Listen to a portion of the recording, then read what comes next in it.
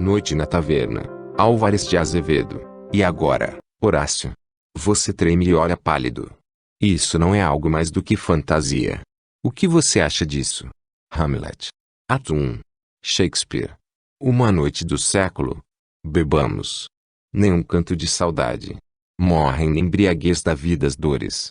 Que importam sonhos, ilusões desfeitas. Fenecem como as flores. José Bonifácio. Silêncio, moços. Acabai com essas cantilenas horríveis. Não vedes que as mulheres dormem ébrias, macilentas como defuntos? Não sentis que o sono de embriaguez pesa negro naquelas pálpebras onde a beleza sigilou os olhares da volúpia? Cala-te, Joan. Enquanto as mulheres dormem e Arnold, o louro, cambaleia e adormece murmurando as canções de orgia de Tchek, que música mais bela que o alarido da Saturnal. Quando as nuvens correm negras no céu como um bando de corvos errantes, e a lua desmaia como a luz de uma lâmpada sobre a alvura de uma beleza que dorme, que melhor noite que a passada ao reflexo das taças. És um louco, Bertrand. Não é a lua que lá vai macilenta, e o relâmpago que passa e ri de escárnio as agonias do povo que morre. Aos soluços que seguem as mortalhas do cólera. O cólera. E que importa? Não há por ora vida bastante nas veias do homem. Não borbulha a febre ainda as ondas do vinho. Não reluz em todo o seu fogo a lâmpada da vida na lanterna do crânio. Vinho. Vinho. Não vês que as taças estão vazias? Bebemos o vácuo, como um sonâmbulo. É o feticismo na embriaguez. Espiritualista, bebe a imaterialidade da embriaguez. Oh! Vazio. Meu copo está vazio. Olá, taverneira, não vês que as garrafas estão esgotadas? Não sabes, desgraçada, que os lábios da garrafa são como os da mulher, só valem beijos enquanto o fogo do vinho ou o fogo do amor os borrifa de lava. O vinho acabou-se nos copos, Bertrand, mas o fumo ondula ainda nos cachimbos. Após os vapores do vinho, os vapores da fumaça. Senhores, em nome de todas as nossas reminiscências, de todos os nossos sonhos que mentiram, de todas as nossas esperanças que desbotaram, uma última saúde. A taverneira aí nos trouxe mais vinho, uma saúde. O fumo é a imagem do idealismo, e o transunto de tudo quanto hectares mais vaporoso naquele espiritualismo que nos fala da imortalidade da alma. E pois, ao fumo das Antilhas, a imortalidade da alma. Bravo! Bravo! Urra! Tríplice respondeu a moço meio ébrio. Um conviva se ergueu entre a vozeria, contrastavam-lhe com as faces de moço as rugas da fronte e a frouxidão dos lábios convulsos. Por entre os cabelos prateava-se-lhe o reflexo das luzes do festim. Falou. Calai-vos, malditos. A imortalidade da alma. Pobres doidos. E porque a alma é bela, porque não concebeis que esse ideal possa tornar-se em lodo e podridão, como as faces belas da Virgem morta, não podeis crer que ele morra. Doidos. Nunca velada levastes porventura uma noite à cabeceira de um cadáver. E então não duvidastes que ele não era morto, que aquele peito e aquela fronte iam palpitar de novo. Aquelas pálpebras iam abrir-se, que era apenas o ópio do sono que mudecia aquele homem. Imortalidade da alma. E porque também não sonhara das flores, a das brisas, a dos perfumes. Oh! Não 1000 vezes. A alma não é como a lua, sempre moça, nua e bela em sua virgindade eterna. A vida não é mais que a reunião ao acaso das moléculas atraídas. O que era um corpo de mulher vai porventura transformar-se num cipreste ou numa nuvem de miasmas. O que era um corpo do verme vai alvejar-se no cálice da flor ou na fronte da criança mais loura e bela. Como Schiller disse, o átomo da inteligência de Platão foi talvez para o coração de um ser impuro. Por isso eu direi, se entendeis a imortalidade pela metempsicose, bem. Talvez eu a creia um pouco, pelo platonismo, não. Sou fieri. És um insensato. O materialismo é árido como o deserto, é escuro como um túmulo. A nós frontes queimadas pelo mormaço do sol da vida, a nós sobre cuja cabeça a velhice regelou os cabelos, essas crenças frias. A nós os sonhos do espiritualismo, Archibald. Deveras, que é um sonho tudo isso. No outro tempo o sonho da minha cabeceira era o espírito puro ajoelhado no seu manto argênteo, num oceano de aromas e luzes. Ilusões. A realidade é a febre do libertino, a taça na mão, a lascívia nos lábios, e a mulher seminua, trêmula e palpitante sobre os joelhos. Blasfêmia. E não crês em mais nada? teu ceticismo derribou todas as estátuas do teu templo, mesmo a de Deus. Deus. Crer em Deus? Sim. Como o grito íntimo revela nas horas frias do medo, nas horas em que se tirita de susto e que a morte parece roçar úmida por nós. Na jangada do náufrago, no cadafalso, no deserto, sempre banhado do suor frio do terror e que vem a crença em Deus. Crer nele como a utopia do bem absoluto, o sol da luz e do amor, muito bem. Mas, se entendeis por ele os ídolos que os homens erguem eram banhados de sangue e o fanatismo beija em sua inanimação de mármore de há 5.000 anos. Não creio nele. E os livros santos? Miséria. Quando me vierdes falar em poesia eu vos direi, aí há folhas inspiradas pela natureza ardente daquela terra como nem Homero as sonhou, como a humanidade inteira ajoelhada sobre os túmulos do passado nunca mais lembrará. Mas, quando me falarem em verdades religiosas, em visões santas, nos desvarios daquele povo estúpido, eu vos direi, miséria. Miséria. 3 vezes miséria. Tudo aquilo é falso, mentiram como as miragens do deserto. Estás ébrio, Joan. O ateísmo é a insânia como o idealismo místico de Schelling, o panteísmo de Spinoza, o judeu, e o esterismo crente de Malebranche nos seus sonhos da visão em Deus. A verdadeira filosofia o epicurismo. Hume bem o disse, o fim do homem é o prazer. Daí vede que é o elemento sensível quem domina. E, pois ergamo-nos, nos que amanhecemos nas noites desbotadas de estudo insano, e vimos que a ciência falsa e esquiva, que ela mente e embriaga como um beijo de mulher. Bem.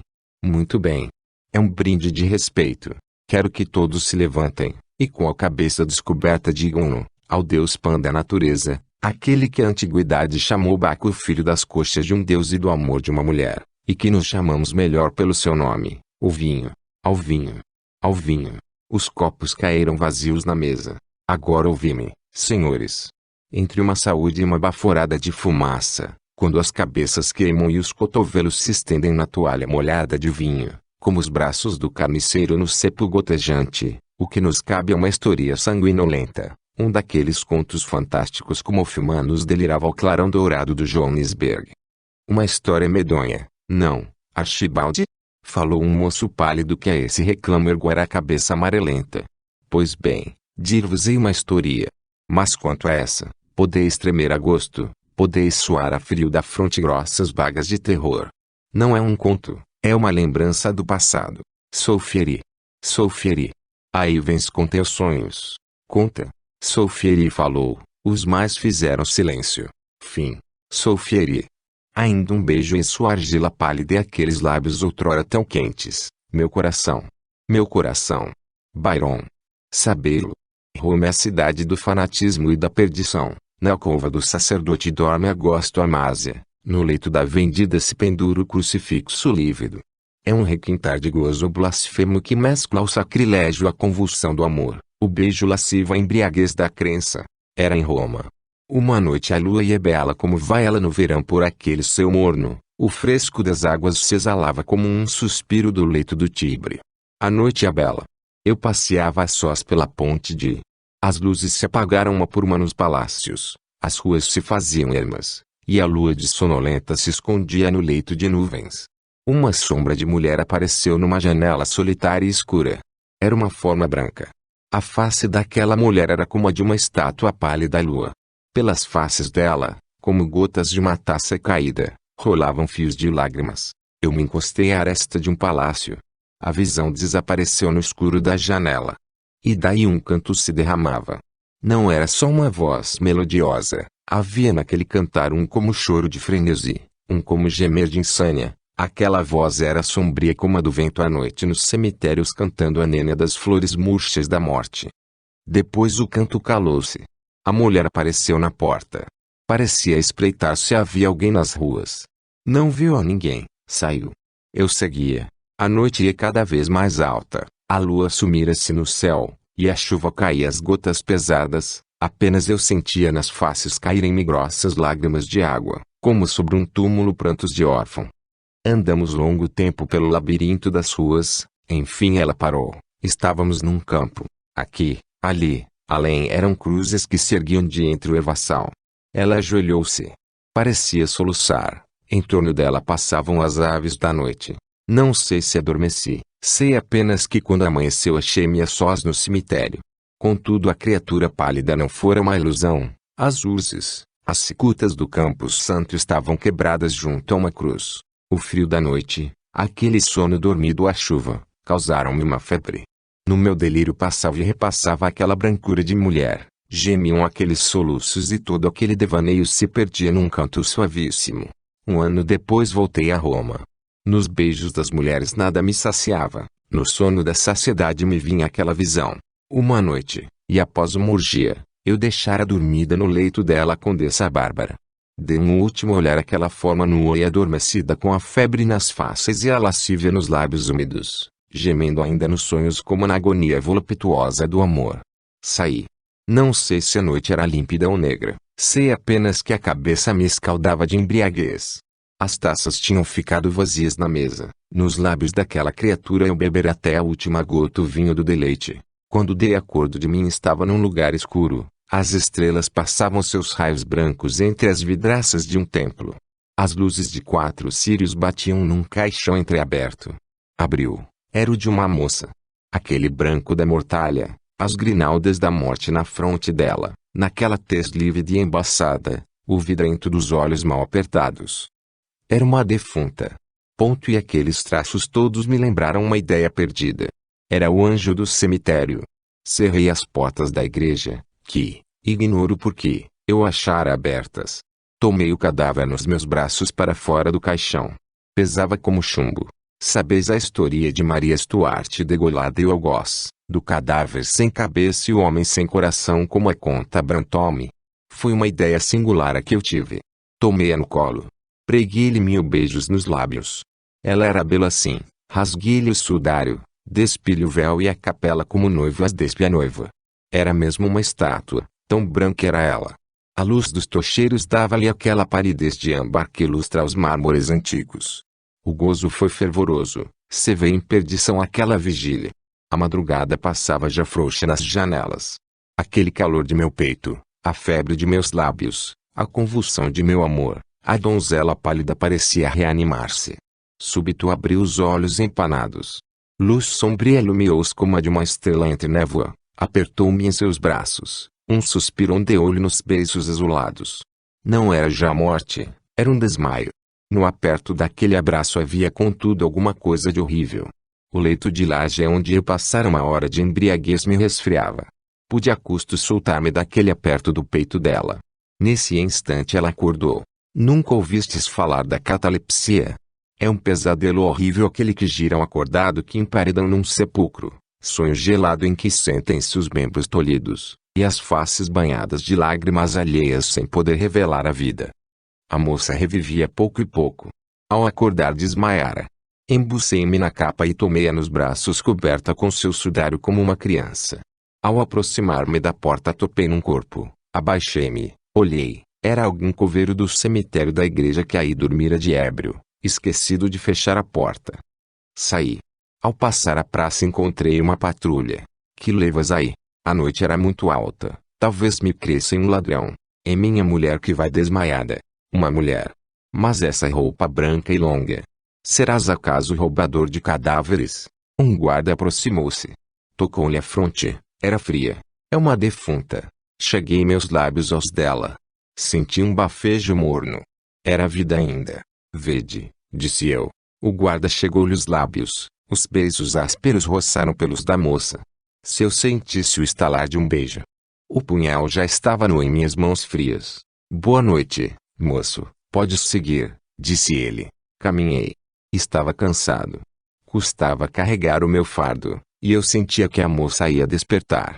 Temeroso de que ouvissem-na gritar e acudissem, corri com mais esforço.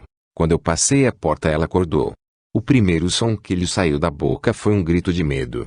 Mal eu fechar a porta, bateram nela. Era um bando de libertinos meus companheiros que voltavam da orgia. Reclamaram que abrisse. Fechei a moça no meu quarto, e abri. Meia hora depois eu os deixava na sala bebendo ainda. A turvação de embriaguez fez que não notassem minha ausência. Quando entrei no quarto da moça vi erguida. Ria de um rir convulso como a insânia, e frio como a folha de uma espada. Trespassava de dor ouvi-la. 2 dias e 2 noites levou ela de febre assim. Não houve como sanar-lhe aquele delírio, nem o rir do frenesi. Morreu depois de 2 noites e 2 dias de delírio. À noite saí, fui ter com um estatuário que trabalhava perfeitamente em cera, e paguei-lhe uma estátua dessa virgem. Quando o escultor saiu, levantei os tijolos de mármore do meu quarto, e com as mãos cavei aí um túmulo. Tomei então pela última vez nos braços, apertei-a meu peito muda e fria, beijei e cobri-a adormecida do sono eterno com o lençol de seu leito. Fechei-a no seu túmulo e estendi meu leito sobre ele. Um ano, noite a noite, dormi sobre as lajes que a cobriam. Um dia o estatuário me trouxe a sua obra. Paguei-lhe e paguei o segredo. Não te lembras, Bertrand, de uma forma branca de mulher que entreviste pelo véu do meu cortinado?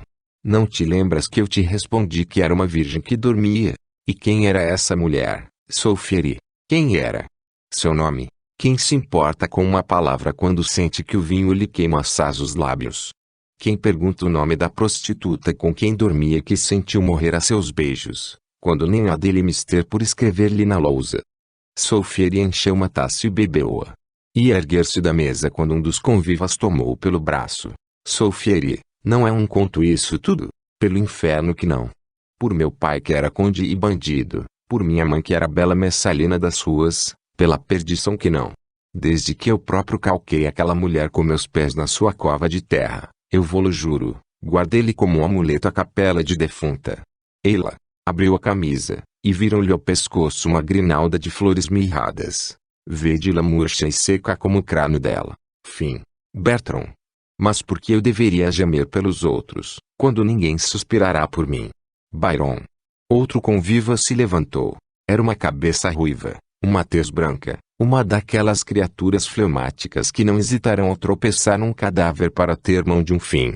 Esvaziou o copo cheio de vinho, e com a barba nas mãos alvas, com os olhos de verde mar fixos, falou. Sabeis, uma mulher levou-me à perdição.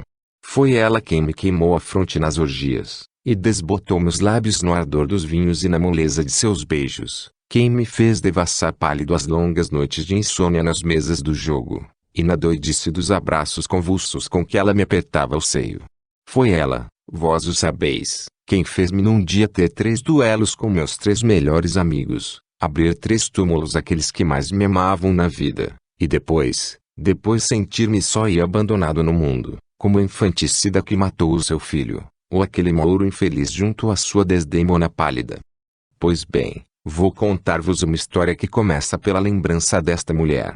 Havia em Cádiz uma donzela, linda daquele moreno das andaluzas que não há vê-las sob as franjas da mantilha cetinada, com as plantas mimosas, as mãos de alabastro, os olhos que brilham e os lábios de rosa da Alexandria sem delirar sonhos delas por longas noites ardentes.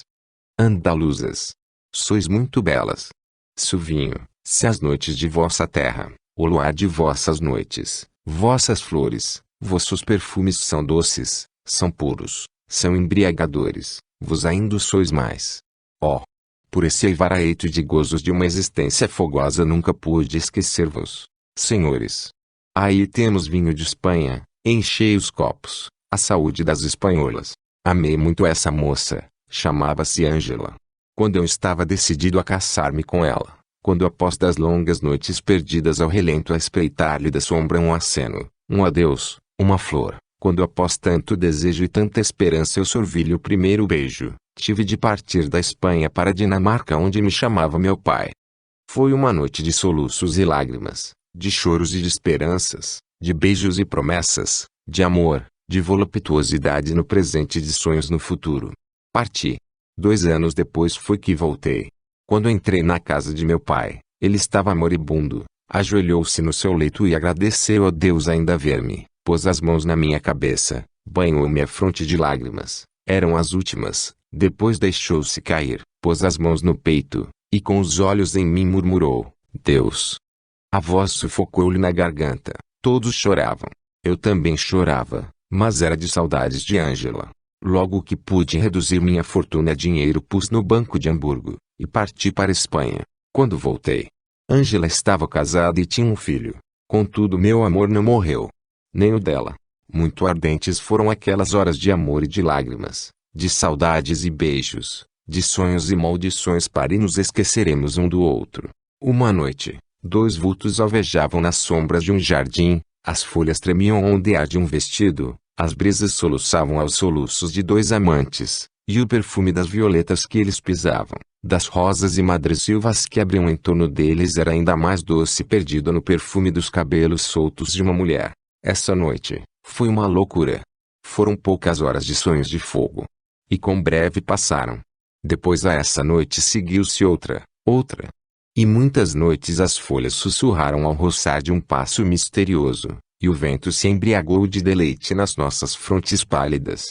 Mas um dia o marido soube tudo, quis representar de Otelo com ela. Doido. Era alta noite, eu esperava ver passar nas cortinas brancas a sombra do anjo. Quando passei, uma voz chamou-me. Entrei. Ângela com os pés nus, o vestido solto, o cabelo desgrenhado e os olhos ardentes tomou-me pela mão. Senti-lhe a mão úmida. Era escura a escada que subimos, passei a minha mão molhada pela dela por meus lábios. Tinha saibo de sangue. Sangue, Ângela. De quem esse sangue? A espanhola sacudiu seus longos cabelos negros e riu-se. Entramos numa sala. Ela foi buscar uma luz, e deixou-me no escuro. Procurei, tateando, um lugar para sentar-me, toquei numa mesa. Mas ao passar-lhe a mão sentia banhada de umidade. Além senti uma cabeça fria como neve e molhada de um líquido espesso e meio coagulado. Era sangue. Quando Ângela veio com a luz, eu vi. Era horrível. O marido estava degolado. Era uma estátua de gesso lavada em sangue. Sobre o peito do assassinado estava uma criança de bruços.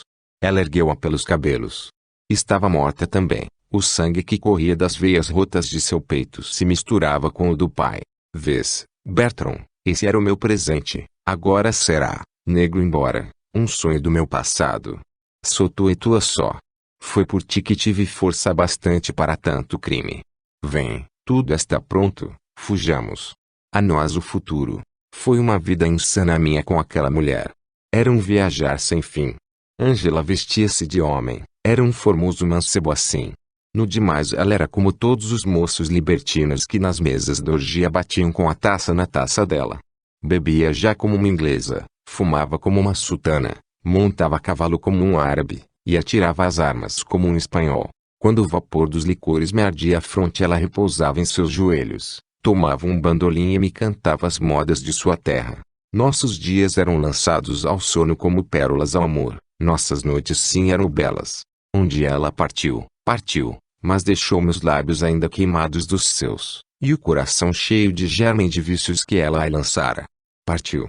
Mas sua lembrança ficou como fantasma de um mau anjo perto de meu leito.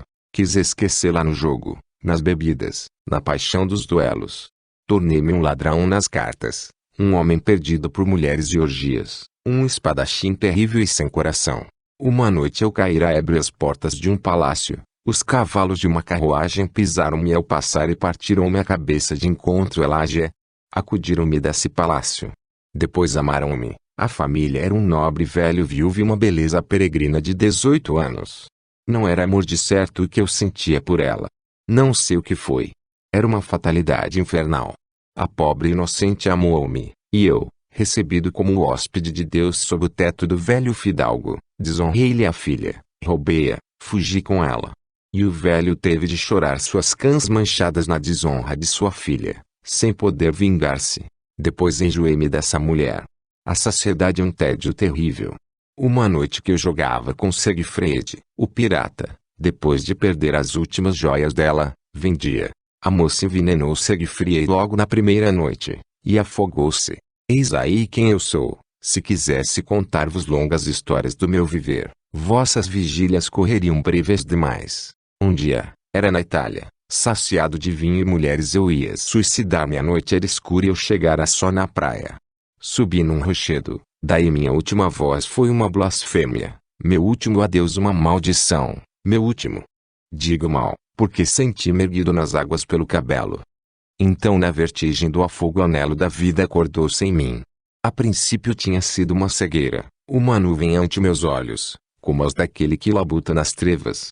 A sede da vida veio ardente, apertei aquele que me socorria, fiz tanto, em uma palavra, que, sem querê-lo, matei-o. Cansado do esforço, desmaiei. Quando recuperei os sentidos, estava num escaleiro de marinheiros que remavam mar em fora. Aí soube eu que meu salvador tinha morrido afogado por minha culpa. Era uma sina, e negra, e por isso ri-me, enquanto os filhos do mar choravam. Chegamos a uma corveta que estava erguendo âncora. O comandante era um belo homem. Pelas faces vermelhas caíam-lhe os crespos cabelos loiros onde a velhice alvejava algumas cãs. Ele perguntou-me: quem és? Um desgraçado que não pode viver na terra, e não deixaram morrer no mar. Queres, pois, vir a bordo? A menos que não prefirais atirar-me ao mar. Não o faria, tens uma bela figura. Levar-te-ei comigo. Servirás. Servir? E ri-me. Depois respondi-lhe frio: deixai que me atire ao mar. Não queres servir? Queres então viajar de braços cruzados? Não, quando for a hora da manobra dormirei, mas quando vier a hora do combate ninguém será mais valente do que eu.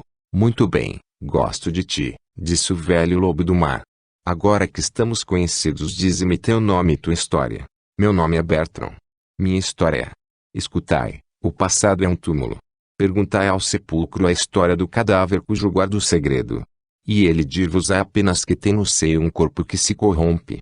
Lereis sobre a lousa um nome, e não mais. O comandante franziu as sobrancelhas, e passou adiante para comandar a manobra. O comandante trazia a bordo uma bela moça. Criatura pálida, parecera um poeta, o anjo da esperança adormecendo esquecido entre as ondas. Os marinheiros a respeitavam. Quando pelas noites de lua ela repousava o braço na murada e a face na mão, aqueles que passavam junto dela se descobriam respeitosos. Nunca ninguém lhe vira olhares de orgulho, nem lhe ouvira palavras de cólera. Era uma santa.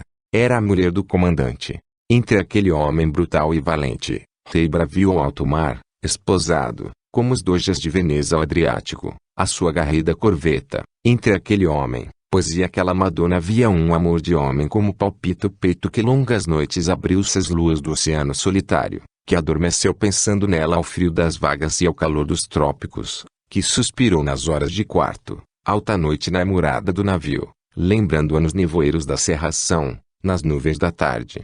Pobres doidos! Parece que esses homens amam muito. A bordo ouvia muitos marinheiros seus amores singelos. Eram moças loiras da Bretanha e da Normandia, ou alguma espanhola de cabelos negros vista ao passar sentada na praia com sua cesta de flores, ou adormecida entre os laranjais cheirosos, ou dançando fandango lascivo nos bailes ao relento. Ouve-as. Junto a mim, muitas faces ásperas e tostadas ao sol do mar que se banharam de lágrimas. Voltemos à história. O comandante a estremecia como um louco, um pouco menos que a sua honra, um pouco mais que sua corveta. E ela no meio de sua melancolia, de sua tristeza e sua palidez, ela sorria às vezes quando cismava sozinha, mas era um sorrir tão triste que doía. Coitada! Um poeta a amaria de joelhos. Uma noite, de certo eu estava ébrio, fiz-lhe uns versos. Na lânguida poesia, eu derramara uma essência preciosa e límpida que ainda não se poluíra no mundo. Bofé que chorei quando fiz esses versos. Um dia, meses depois, li-os, ri-me deles e de mim, e os atirei ao mar. Era a última folha da minha virgindade que lançava ao esquecimento. Agora, enchei os copos. O que vou dizer-vos é negro, e uma lembrança horrível, como os pesadelos no oceano, com suas lágrimas, com seus sorrisos, com seus olhos úmidos e os seios entumecidos de suspiros. Aquela mulher me enlouquecia às noites. Era como uma vida nova que nascia cheia de desejos, quando eu cria que todos eles eram mortos como crianças afogadas em sangue ao nascer. Amei-a, por que dizer-vos mais? Ela amou-me também. Uma vez a luz ia límpida e serena sobre as águas. As nuvens eram brancas como um véu recamado de pérolas da noite. O vento cantava nas cordas. Bebi-lhe na pureza desse luar, ao fresco dessa noite, 1000 beijos nas faces molhadas de lágrimas, como se bebe o orvalho de um lírio cheio. Aqueles seios palpitantes, o contorno acetinado, apertei-os sobre mim. O comandante dormia. Uma vez ao madrugar o gageiro assinalou um navio. Meia hora depois desconfiou que era um pirata. Chegávamos cada vez mais perto. Um tiro de pólvora seca da corveta reclamou a bandeira. Não responderam. Deu-se o segundo, nada. Então um tiro de bala foi cair nas águas do barco desconhecido como uma luva de duelo. O barco que até então tinha seguido rumo oposto ao nosso e vinha proa contra nossa proa virou de bordo e apresentou-nos seu flanco enfumaçado. Um relâmpago correu nas baterias do pirata, um estrondo seguiu-se. E uma nuvem de balas veio morrer perto da corveta. Ela não dormia, virou de bordo, os navios ficaram lado a lado. A descarga do navio de guerra o pirata estremeceu como se quisesse ir a pique. O pirata fugia, a corveta deu-lhe caça. As descargas trocaram-se então mais fortes de ambos os lados. Enfim o pirata pareceu ceder. Atracaram-se os dois navios como para uma luta. A corveta vomitou sua gente a bordo do inimigo. O combate tornou-se sangrento. Era um matadouro. O chão do navio escorregava de tanto sangue. O mar ansiava cheio de escumas ao boiar de tantos cadáveres. Nesta ocasião sentiu-se uma fumaça que subia do porão. O pirata dera fogo às pólvoras. Apenas a corveta por uma manobra atrevida podia afastar-se do perigo. Mas a explosão fez-lhe grandes estragos. Alguns minutos depois o barco do pirata voou pelos ares. Era uma cena pavorosa ver entre aquela fogueira de chamas, ao estrondo da pólvora, ao reverberar deslumbrador do fogo nas águas, os homens arrojados ao ar irem cair no oceano. Uns a meio queimados se tiravam água. Outros com os membros esfolados e a pele a despegar-lhe do corpo nadavam ainda entre dores horríveis e morriam torcendo-se em maldições. A uma légua da cena do combate havia uma praia bravia, cortada de rochedos. Aí se salvaram os piratas que puderam fugir. E nesse tempo enquanto o comandante se batia como um bravo, eu desonrava como um covarde. Não sei como se passou o tempo todo que decorreu depois. Foi uma visão de gozos malditos. Eram os amores de Satã e de Eloá. Da morte e da vida, no leito do mar. Quando acordei um dia desse sonho, o navio tinha encalhado num banco de areia. O ranger da quilha a morder na areia gelou a todos. Meu despertar foi um grito de agonia. Olá, mulher, taverneira maldita, não vês que o vinho acabou-se? Depois foi um quadro horrível. Éramos nós numa jangada no meio do mar. Vós que lestes o Dom Juan, que fizestes talvez daquele veneno a vossa Bíblia, que dormistes as noites da saciedade como eu, com a face sobre ele e com os olhos ainda fitos nele, vistes tanta vez amanhecer, sabeis quanto se coa de horror ante aqueles homens atirados ao mar, num mar sem horizonte, ao balanço das águas, que parecem sufocar seu escárnio na mudez fria de uma fatalidade. Uma noite, a tempestade veio. Apenas houve tempo de amarrar nossas munições. Fora mister ver o oceano bramindo no escuro como um bando de leões com fome, para saber o que é borrasca. Fora mister vê-la de uma jangada à luz da tempestade, as blasfêmias dos que não creem e maldizem, as lágrimas dos que esperam e desesperam, aos soluços dos que tremem e tiritam de susto como aquele que bate à porta do nada. E eu ria, era como o gênio do ceticismo naquele deserto.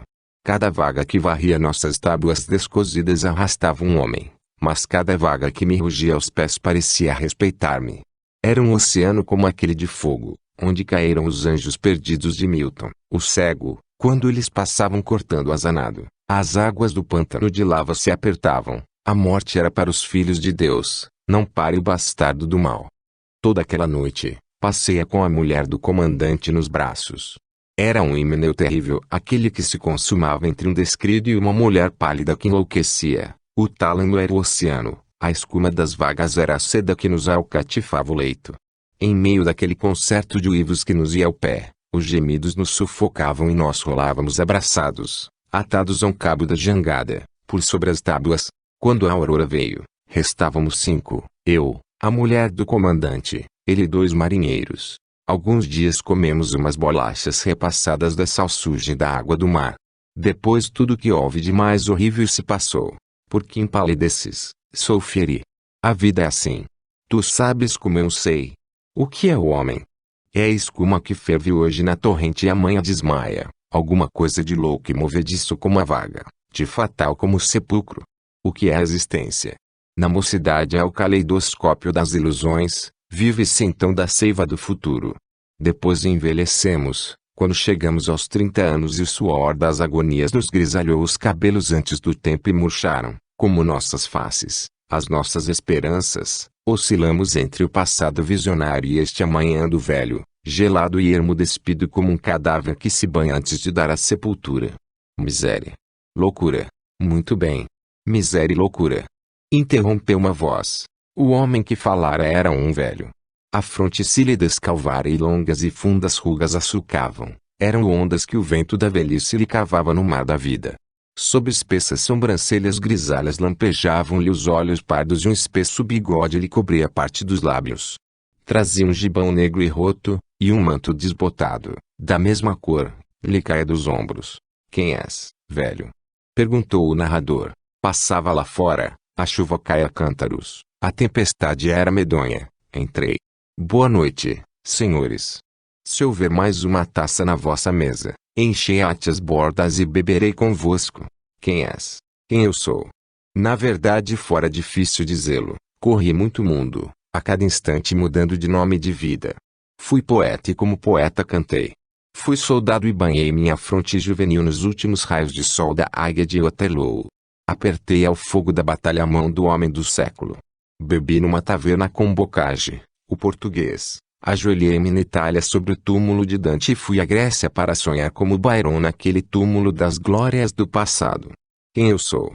Fui um poeta aos 20 anos, um libertino aos 30, sou um vagabundo sem pátria e sem crenças aos 40. Sentei-me à sombra de todos os sóis, beijei lábios de mulheres de todos os países, e de todo esse peregrinar só trouxe duas lembranças, um amor de mulher que morreu nos meus braços na primeira noite de embriaguez e de febre. E uma agonia de poeta. Dela, tem uma rosa murcha e a fita que prendia seus cabelos. Dele olhai. O velho tirou do bolso um embrulho. Era um lençol vermelho invólucro. Desataram-no. Dentro estava uma caveira. Uma caveira. Gritaram em torno. És um profanador de sepulturas. Olha, moço, se entendes a ciência de Gauss Purzheim, dize-me pela protuberância dessa fronte, e pelas bossas dessa cabeça quem podia ser esse homem? Talvez um poeta. Talvez um louco. Muito bem. Adivinhaste. Só erraste não dizendo que talvez ambas as coisas a um tempo. Sêneco disse, a poesia é insânia. Talvez o gênio seja uma alucinação e o entusiasmo precise de embriaguez para escrever o hino sanguinário e fervoroso de Roget de Lisle, ou para, na criação do painel medonho do Cristo morto de Aubin, estudar a corrupção no cadáver. Na vida misteriosa de Dante, nas orgias do Marlowe, no peregrinar de Byron havia uma sombra da doença de Hamlet, quem sabe? Mas aqui vem tudo isso. Não bradastes, miséria e loucura. Vós, almas onde talvez borbulhava o sopro de Deus, cérebros que a luz divindade e gênio esclarecia, e que o vinho enchia de vapores e a saciedade de escárnios. Enchei as taças ate a borda. Enchei-as e bebei, bebei a lembrança do cérebro que ardeu neste crânio, da alma que aí habitou. Do poeta louco, Werner. E eu bradarei ainda uma vez, miséria e loucura. O velho esvaziou o copo, embuçou-se e saiu. Bertrand continuou a sua história.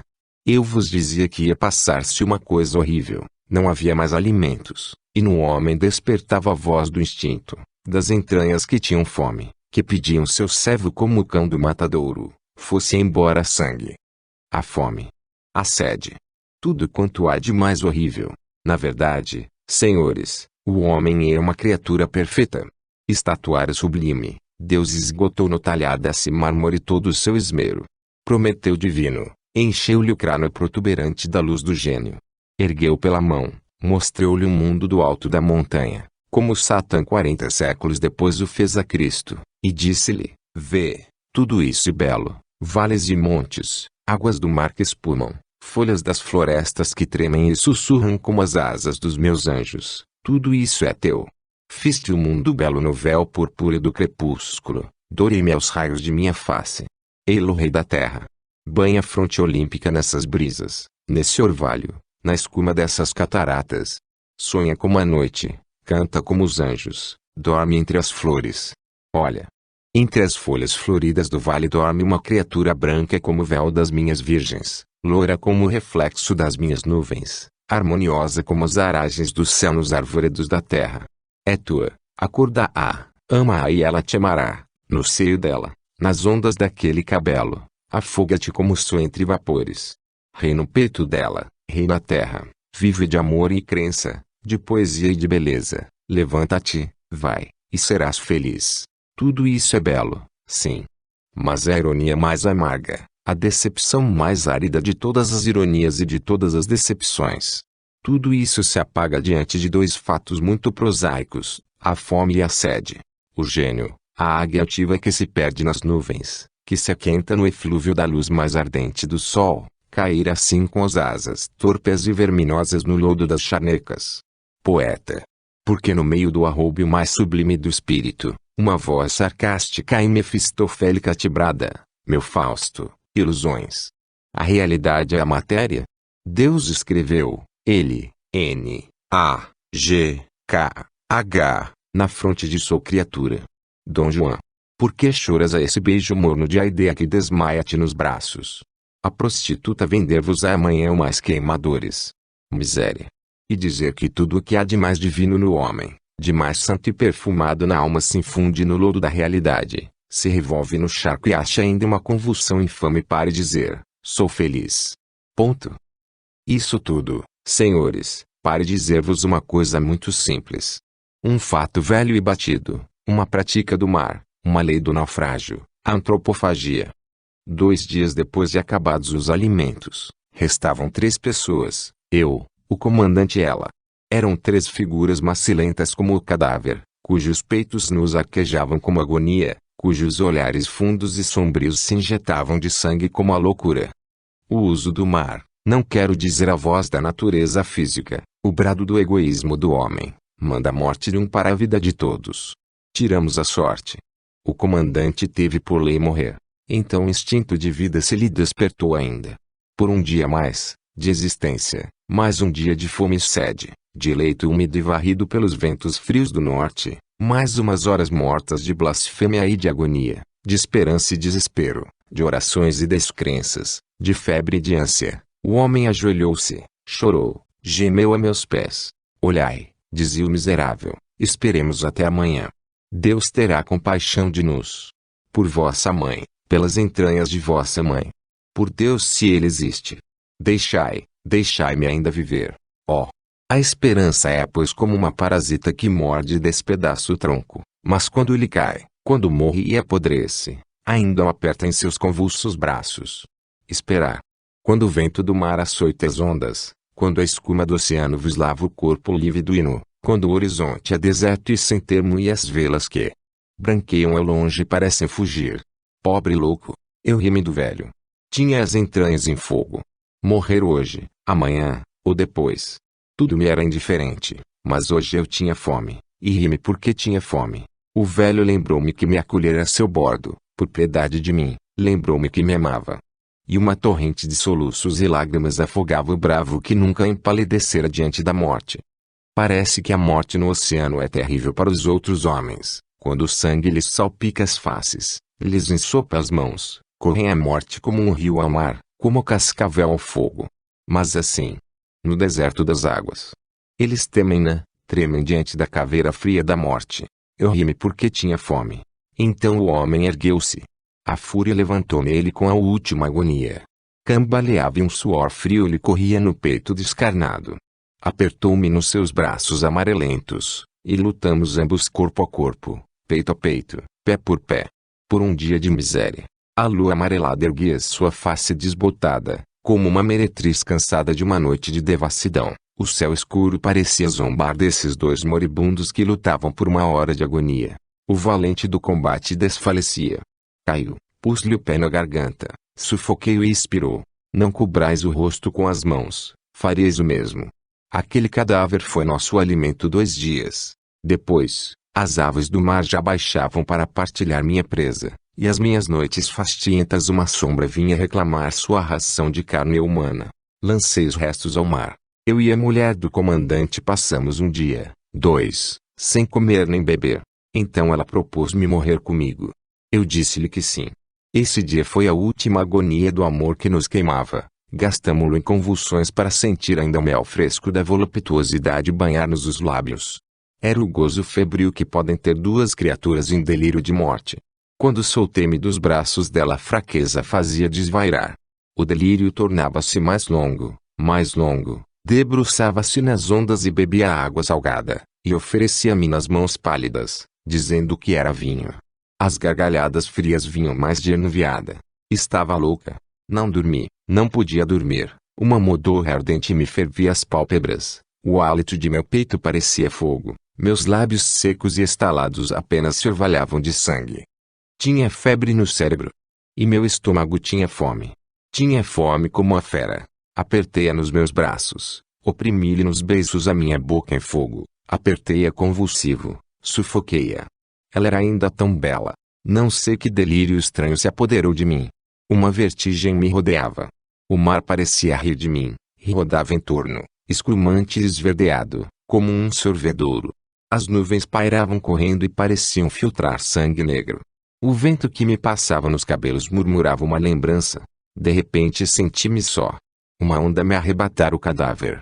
Eu vi boiar pálido como suas roupas brancas, seminu, com os cabelos banhados de água. Eu vi-o erguer-se na escuma das vagas, desaparecer, e boiar de novo. Depois não o distingui mais. Era como a escuma das vagas, como um lençol lançado nas águas. Quantas horas, quantos dias passei naquela modorra nem o sei. Quando acordei desse pesadelo de homem desperto, estava a bordo de um navio. Era o brigo inglês Swallow, que me salvara. Olá, taverneira, bastarda de Satã. Não vês que tenho sede, e as garrafas estão secas, secas como tua face e como nossas gargantas. Fim. Genaro. Morrer ou matar. Corneli. Genaro, dormes, ou embebeste no sabor do último trago do vinho, da última fumaça do teu cachimbo. Não, quando contavas tua história, lembrava-me uma folha da vida, folha seca e avermelhada como as do outono e que o vento varreu. Uma história. Sim, e uma das minhas histórias. Sabes, Bertrand, eu sou pintor. É uma lembrança triste essa que vou revelar, porque é a história de um velho e de duas mulheres, belas como duas visões de luz. Godofredo H. era um desses velhos sublimes, em cujas cabeças as cãs semelham o diadema prateado do gênio. Velho já, casara em segundas núpcias com uma beleza de 20 anos. Godofredo era pintor, diziam uns que este casamento fora um amor artístico por aquela beleza romana, como que feito ao molde das belezas antigas. Outros criando compaixão pela pobre moca que vivia de servir de modelo. O fato é que ele a queria como filha, como Laura, a filha única de seu primeiro casamento. Laura, corada como uma rosa e loira como um anjo. Eu era nesse tempo moço, era aprendiz de pintura em casa de Godofredo. Eu era linda então, que 30 anos lá vão, que ainda os cabelos e as faces me não haviam desbotado como nesses longos 42 anos de vida. Eu era aquele tipo de mancebo ainda puro do ressombrar infantil, pensativo e melancólico como Rafael se retratou no quadro da Galeria Barberini. Eu tinha quase a idade da mulher do mestre. Nausa tinha 20 e eu tinha 18 anos. Amei-a, mas meu amor era puro como meus sonhos de 18 anos. Nausa também me amava, era um sentir tão puro. Era uma emoção solitária e perfumosa como as primaveras cheias de flores e de brisas que nos embalavam aos seus da Itália. Como eu disse, o mestre tinha uma filha chamada Laura. Era uma moça pálida, de cabelos castanhos e olhos azulados. Sua tez era branca, e só às vezes, quando o pejo incendia, duas rosas lhe avermelhavam a face e se destacavam no fundo de mármore. Laura parecia querer-me como um irmão. Seus risos, seus beijos de criança de 15 anos eram só para mim. À noite, quando eu ia deitar-me, ao passar pelo corredor escuro com minha lâmpada, uma sombra me apagava a luz e um beijo me pousava nas faces, nas trevas. Muitas noites foram assim. Uma manhã, eu dormia ainda, o mestre saíra em Nausa fora a igreja, quando Laura entrou no meu quarto e fechou a porta, deitou-se ao meu lado. Acordei nos braços dela, o fogo de meus 18 anos, a primavera virginal de uma beleza, ainda inocente, o seio seminu de uma donzela a bater sobre o meu, isso tudo. Ao despertar dos sonhos alvos da madrugada, me enlouqueceu. Todas as manhãs Laura vinha a meu quarto. 3 meses passaram assim. Um dia entrou ela no meu quarto e disse-me: Genaro, estou desonrada para sempre. A princípio eu quis me iludir, já não o posso, estou de esperanças. Um raio que me caísse aos pés não me assustaria tanto. E preciso que cases comigo, que me peças a meu pai, ouves, Genaro? Eu calei-me. Não me amas então? Eu calei-me. Oh, Genaro. Genaro. E caiu no meu ombro desfeita em soluços. Carreguei-a assim fria e fora de si para seu quarto. Nunca mais tornou a falar-me em casamento. Que havia de eu fazer? Contar tudo ao pai e pedi-la em casamento? Fora uma loucura. Ele me mataria a ela, ou pelo menos me expulsaria de sua casa. E náusea. Cada vez eu amava mais. Era uma luta terrível essa que se travava entre o dever e o amor, e entre o dever e o remorso. Laura não me falara mais. Seu sorriso era frio, cada dia tornava-se mais pálida, mas a gravidez não crescia, antes mais nenhum sinal se lhe notava. O velho levava as noites passeando no escuro. Já não pintava. Vendo a filha que morria aos sons secretos de uma harmonia de morte, que empalidecia cada vez mais, o misérrimo arrancava as cãs. Eu, contudo, não esquecera a náusea, nem ela se esquecia de mim. Meu amor era sempre o mesmo. Eram sempre noites de esperança e de sede que me banhavam de lágrimas o travesseiro.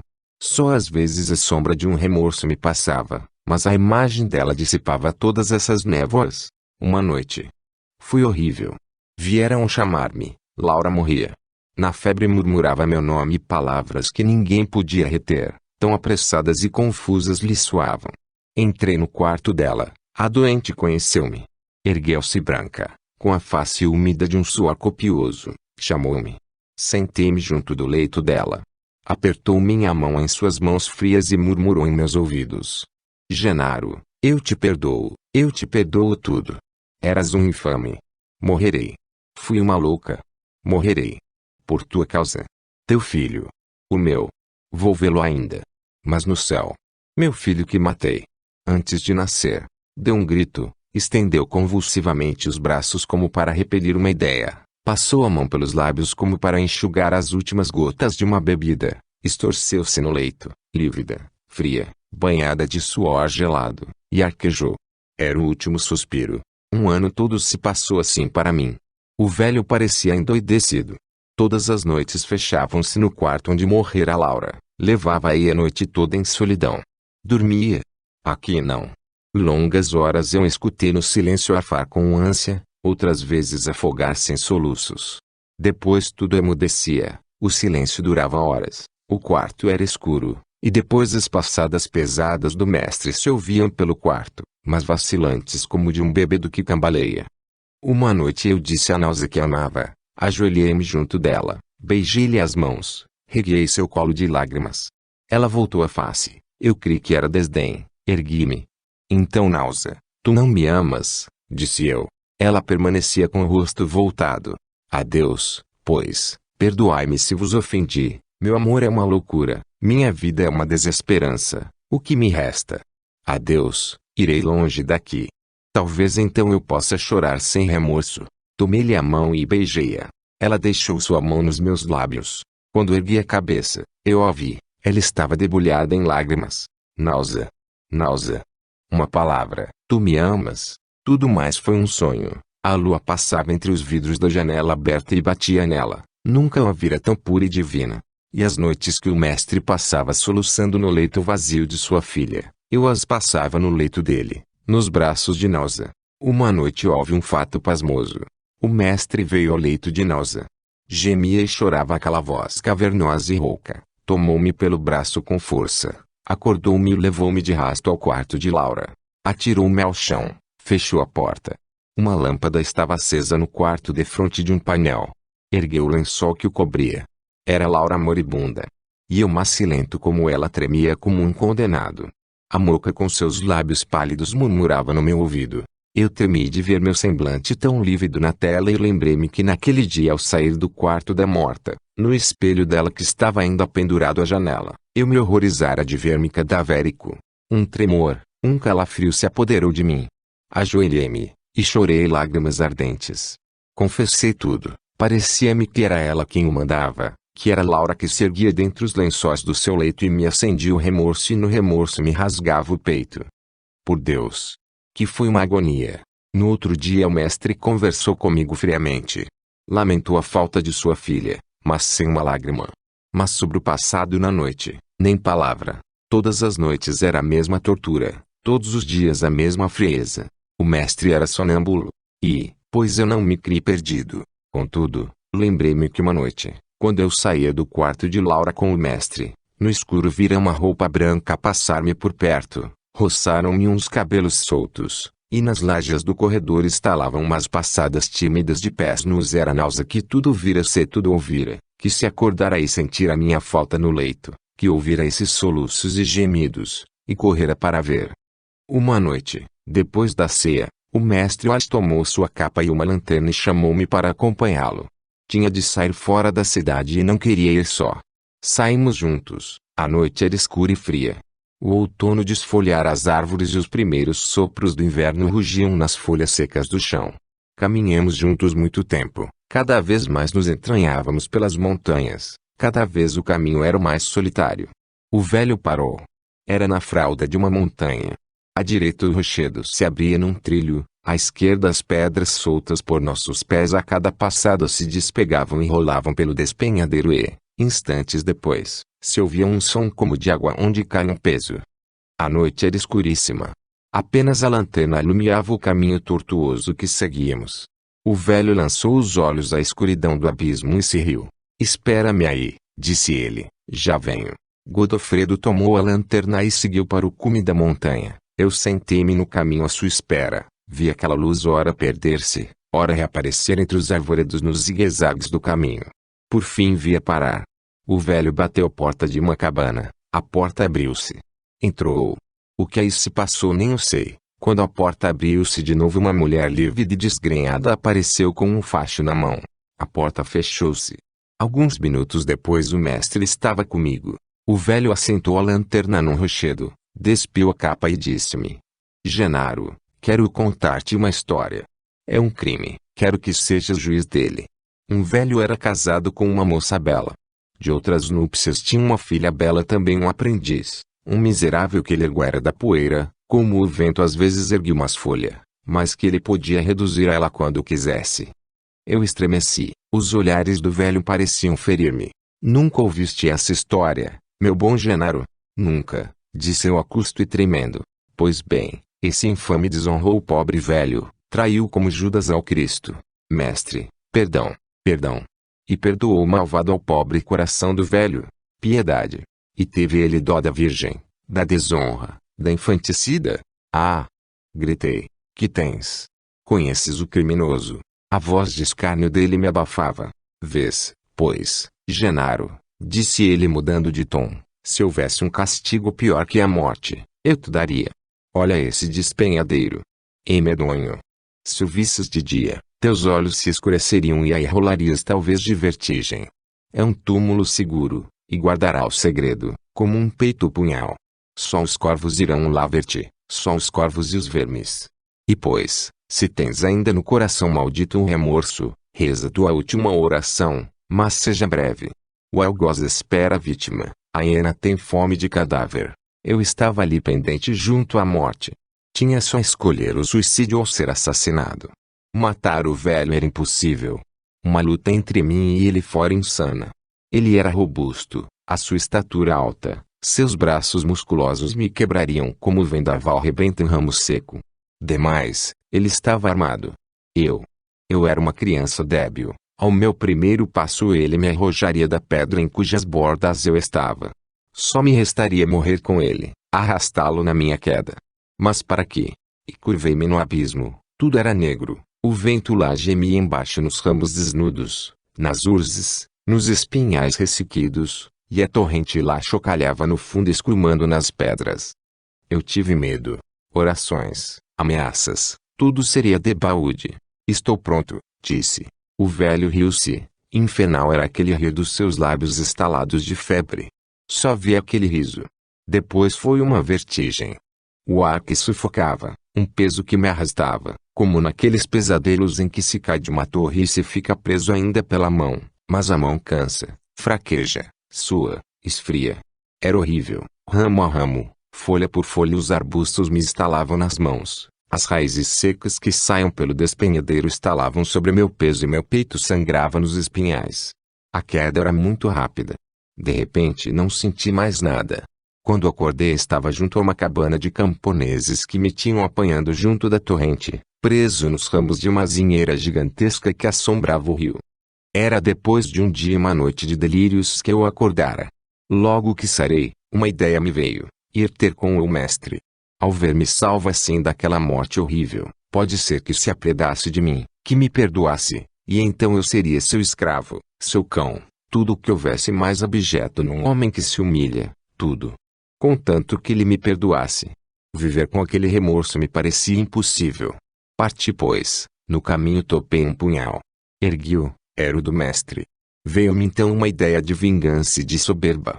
Ele quisera matar-me. Ele tinha rido a minha agonia e eu havia ir chorar-lhe ainda aos pés para ele repelir-me ainda, cuspir-me nas faces, e amanhã procurar outra vingança mais segura. Eu humilhar-me quando ele me tinha batido.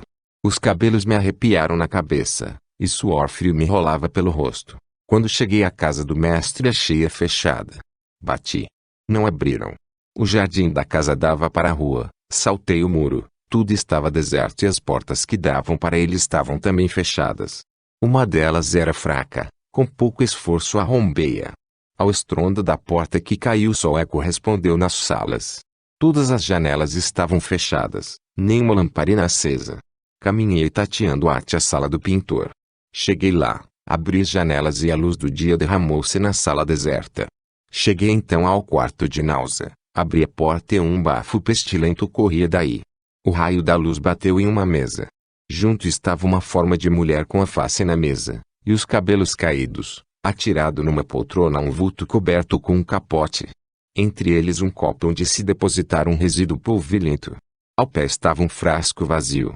Depois eu soube, a velha da cabana era uma mulher que vendia veneno e fora ela de certo que o vendera, porque o pó branco do copo parecia selo. Ergui os cabelos da mulher, levantei-lhe a cabeça. Era Náusea. Mas Náusea cadáver, já desbotada pela podridão. Não era aquela estátua alvíssima de outrora, as faces macias e colo de neve. Era um corpo amarelo. Levantei uma ponta da capa do outro, o corpo caiu de bruços com a cabeça para baixo, ressoou no pavimento o estalo do crânio. Era o velho. Morto também e roxo e apodrecido. Eu vi, da boca lhe corria uma escuma esverdeada. Fim. Claudius Hermann. êxtase. Meu disfarce como o seu mantém o tempo com moderação e faz uma música saudável, não é loucura. Que eu pronunciei. Hamlet. Shakespeare. E tu, Hermann? Chegou a tua vez. Um por um evocamos ao cemitério do passado um cadáver. Um por um ergueu-lhe o sudário para mostrar-lhe uma nódoa de sangue. Fala que chegou tua vez. Claudius sonha algum soneto ao jeito do Petrarca, alguma auréola de pureza como a dos espíritos puros da Messiada. Disse entre uma fumaça e uma gargalhada João erguendo a cabeça da mesa. Pois bem. Quereis uma história? Eu pudera contá-las, como vos, loucuras de noites de orgia, mas para quê? Fora escárnio Fausto e lembrar a Mefistóteles as horas de perdição que lidou com ele. Sabei-las. Essas minhas nuvens do passado, leste-lo a farto livro desbotado de minha existência libertina. Se o não lembrasses, a primeira mulher das ruas pudera contá-lo. Nessa torrente negra que se chama a vida, e que corre para o passado enquanto nos caminhamos para o futuro, também desfolhei muitas crenças, e lancei despidas as minhas roupas mais perfumadas, para trajar a túnica da Saturnal. O passado é o que foi, é a flor que murchou, o sol que se apagou, o cadáver que apodreceu. Lágrimas a ele. Fora loucura. Que durma com suas lembranças negras.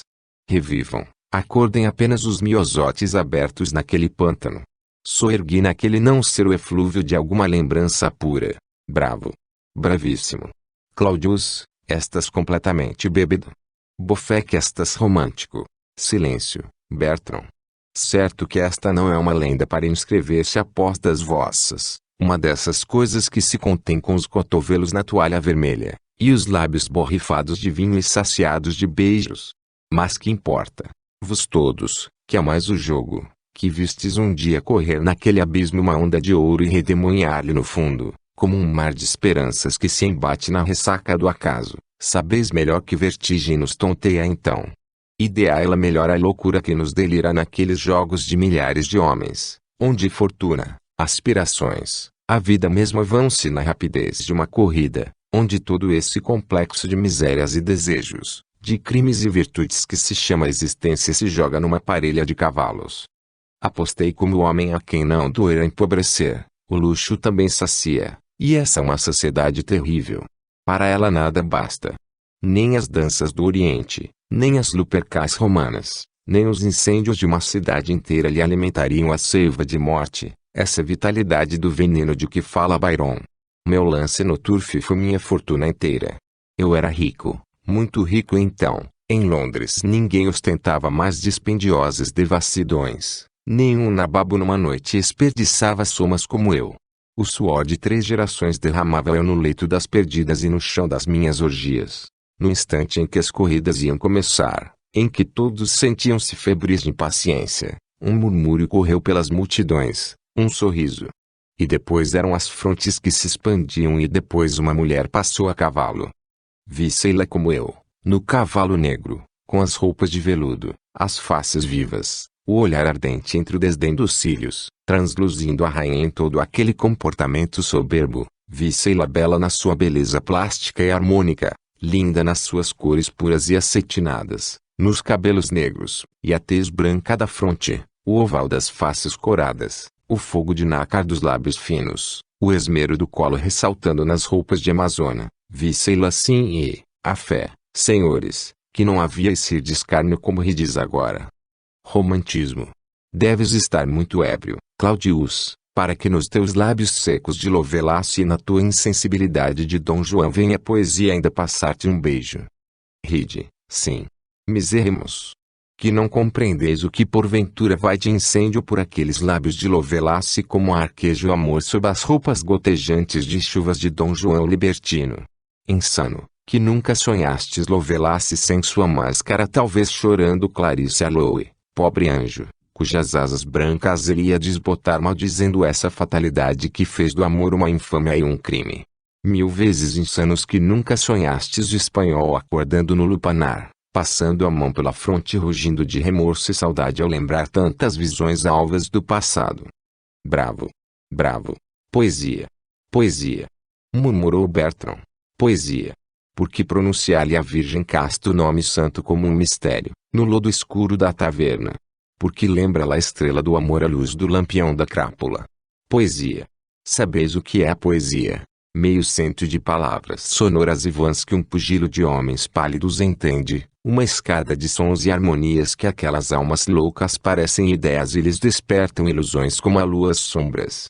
Isto no que se chama os poetas. Agora, no ideal, na mulher, o ressaibo do último romance, o delírio e a paixão da última heroína de novela e o presente incerto e vago de um gozo místico, pelo qual a virgem morre de volúpia, sem sábelo porquê. Silêncio, Bertrand. Teu cérebro queimaram os vinhos, como a lava de um vulcão as relvas e flores da campina. Silêncio. És como essas plantas que nascem e mergulham no mar morto, cobre-as uma cristalização calcária, enfesam-se e mirram. A poesia, eu te direi também por minha vez, é o voo das aves da manhã no banho morno das nuvens vermelhas da madrugada, é o cervo que se rola no orvalho da montanha relvosa, que se esquece da morte de amanhã, da agonia de ontem em seu leito de flores.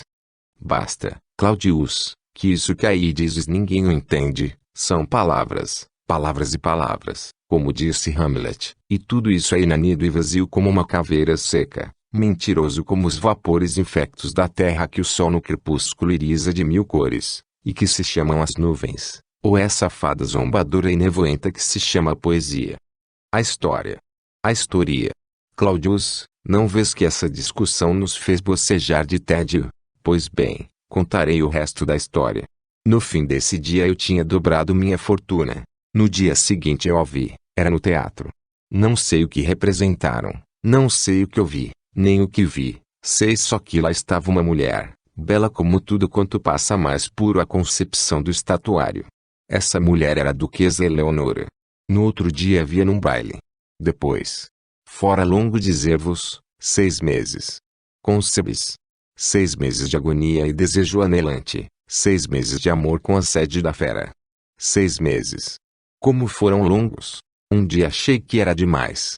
Todo esse tempo havia passado em contemplação, em vê-la, amá-la e sonhá-la. Apertei minhas mãos jurando que isso não iria além, que era muito esperar em vão e que se ela viria, como Gulnare aos pés do corsário, a ele cabia ir ter com ela.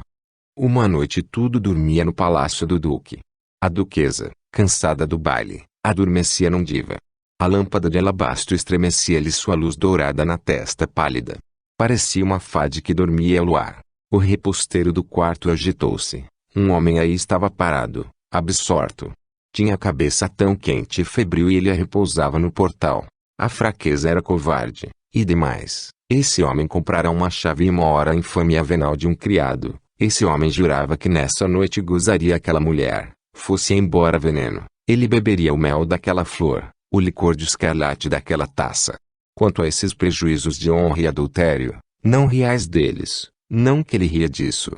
Amava e queria, a sua vontade era como a folha de um punhal, ferir ou estalar. Na mesa havia um copo e um frasco de vinho. Encheu o copo, era vinho espanhol. Chegou-se a ela, ergueu-a com suas roupas de veludo desatadas, seus cabelos a meio soltos ainda entremeados de pedraria e flores, seus seios quase nus, onde os diamantes brilhavam como gotas de orvalho, ergueu-a nos braços, deu-lhe um beijo. Ao calor daquele beijo, seminua, ela acordou, entre os vagos sonhos se lhe perdia uma ilusão talvez, murmurou amor. E com olhos entreabertos deixou cair a cabeça e adormeceu de novo. O homem tirou do seio um frasquinho de esmeralda, levou-o aos lábios entreabertos dela e verteu-lhe algumas gotas que ela absorveu sem senti-las. Deitou-a e esperou. Daí a instantes o sono dela era profundíssimo. A bebida era um narcótico onde se misturaram algumas gotas daqueles licores excitantes que acordam a febre nas faces e o desejo voluptuoso no seio. O homem estava de joelhos, o seu peito tremia e ele estava pálido como após de uma longa noite sensual. Tudo parecia vacilar-lhe em torno. Ela estava nua, nem veludo, nem véu leve a encobria. O homem ergueu-se, afastou o cortinado. A lâmpada brilhou com mais força e apagou-se.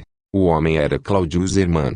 Quando me levantei, embucei-me na capa e saí pelas ruas. Queria ir ter a meu palácio, mas estava tonto como um ébrio. Titubeava e o chão era lúbrico como para quem desmaia. Uma ideia contudo me perseguia. Depois daquela mulher nada houvera mais para mim. Quem uma vez bebeu o suco das uvas purpurinas do paraíso, mas nunca deve inebriar-se do néctar da terra. Quando o mel se esgotasse, o que restava a não ser o suicídio?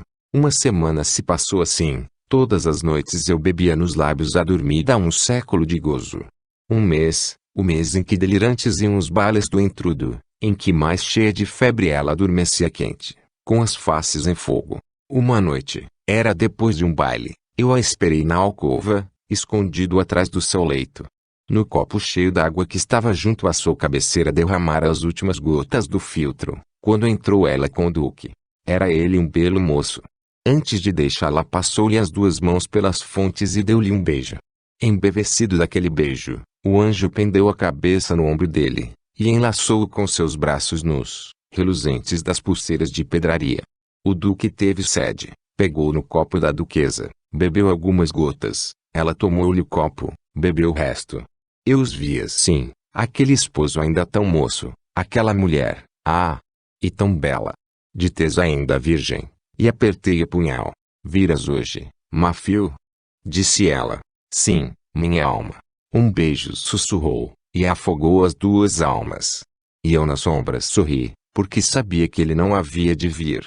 Ele saiu, ela começou a despir-se. Eu as vi uma por uma caírem as roupas brilhantes, as flores e as joias, desataram-lhe as tranças luzidias e negras e depois aparecia no véu branco do roupão transparente, como as estátuas de ninfas quase nuas, com as formas desenhadas pela túnica repassada da água do banho. O que vi foi o que sonhara e muito, o que vos todos, pobres insanos, idealizastes um dia como a visão dos amores sobre o corpo da vendida. Eram os seios níveos e veiados de azul, trêmulos de desejo, a cabeça perdida entre a chuva de cabelos negros, os lábios arquejantes, o corpo todo palpitante. Era a languidez do desalinho, quando o corpo da beleza mais se enche de beleza, e, como uma rosa que abre molhada de sereno, mais se expande, mais patenteia suas cores. O narcótico era fortíssimo, uma sofreguidão febril lhe abria os beiços, extenuada e lânguida, caída no leito, com as pálpebras pálidas, os braços soltos e sem forca, parecia beijar uma sombra. Erguia do leito, carreguei-a com suas roupas diáfanas, suas formas cetinosas, os cabelos soltos úmidos ainda de perfume, seus seios ainda quentes. Corri com ela pelos corredores desertos, passei pelo pátio, a última porta estava cerrada, abri. Na rua estava um carro de viagem, os cavalos nitriam e escrumavam de impaciência. Entrei com ela dentro do carro. Partimos. Era tempo. 1 hora depois amanhecia. Breve estivemos fora da cidade. A madrugada aí vinha com seus vapores, seus rosais borrifados de orvalho, suas nuvens aveludadas, e as águas salpicadas de ouro e vermelhidão. A natureza corava o primeiro beijo do sol, como branca donzela ao primeiro beijo do noivo, não como amante afanada de noite voluptuosa como eu pintou o paganismo, antes como virgem acordada do sono infantil, meio ajoelhada ante Deus, que ora e murmura suas orações balsâmicas ao céu que se azula, à terra que cintila, às águas que se douram.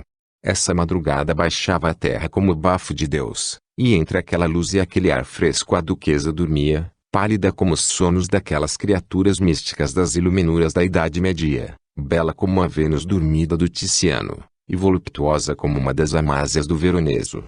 Beijei-a, eu senti a vida que se me evaporava nos seus lábios. Ela sobressaltou-se, entreabriu os olhos, mas o peso do sono ainda a cabrunhava, e as pálpebras descoradas se fecharam. A carruagem corria sempre. O sol estava ao prumo no céu, era meio-dia, o calor abafava, pela fronte, pelas faces, pelo colo da duquesa rolavam gotas de suor como aljofares de um colar roto. Paramos numa estalagem, lancei-lhe sobre a face um véu, tomei-a nos meus braços, e levei-a a um aposento. Ela devia ser muito bela assim. Os criados paravam nos corredores, era assombro de tanta beleza, mas ainda que curiosidade indiscreta. A dona da casa chegou-se a mim. Senhor, vossa esposa ou irmã, quem quer que ela seja, de certo precisará de uma criada que a sirva. Deixai-me, ela dorme. Foi essa a minha única resposta. Deitei-a no leito, corri os cortinados, cerrei as janelas para que a luz dele não turbasse o sono. Não havia ali ninguém que nos visse, estávamos sós, o homem e seu anjo, e a criatura da terra ajoelhou-se ao pé do leito da criatura do céu.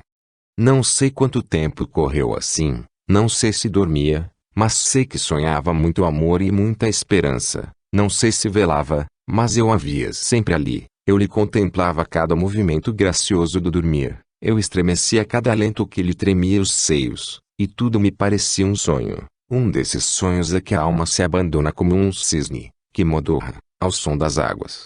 Não sei quanto tempo correu assim, sei só que o meu delíquio quebrou-se. A duquesa estava sentada sobre o leito, com os braços nus e afastava as ondas do cabelo solto que lhe cobria o rosto e o colo. É um sonho, murmurou. Onde estou eu? Quem é esse homem encostado em meu leito? O homem não respondeu. Ela desceu da cama. Seu primeiro impulso foi o pudor. Quis encobrir com as mãozinhas os seios palpitantes de susto. Sentiu-se quase nua, exposta às vistas de um estranho, e tremia como contam os poetas que tremera Diana ao ver-se exposta, no banho, nuas vistas de Acteon. Senhor, dizei-me por compaixão, se tudo isso não é uma ilusão. Se não for uma infâmia. Nem quero pensá-lo. Mafio não deve tardar, não é assim? O meu mafio. Tudo isso é uma comédia. Mas que alcova é esta? Eu adormeci no meu palácio. Como despertei numa sala desconhecida. Dizei, tudo isso é um brinco de mafio. Quer se rir de mim? Mas, vede, eu tremo, tenho medo. O homem não respondia, tinha os olhos afitos naquela forma divina. Seria a estátua da paixão na palidez, no olhar imóvel, nos lábios sedentos, se o arfar do peito lhe não denunciasse a vida. Ela ajoelhou-se, nem sei o que ela dizia.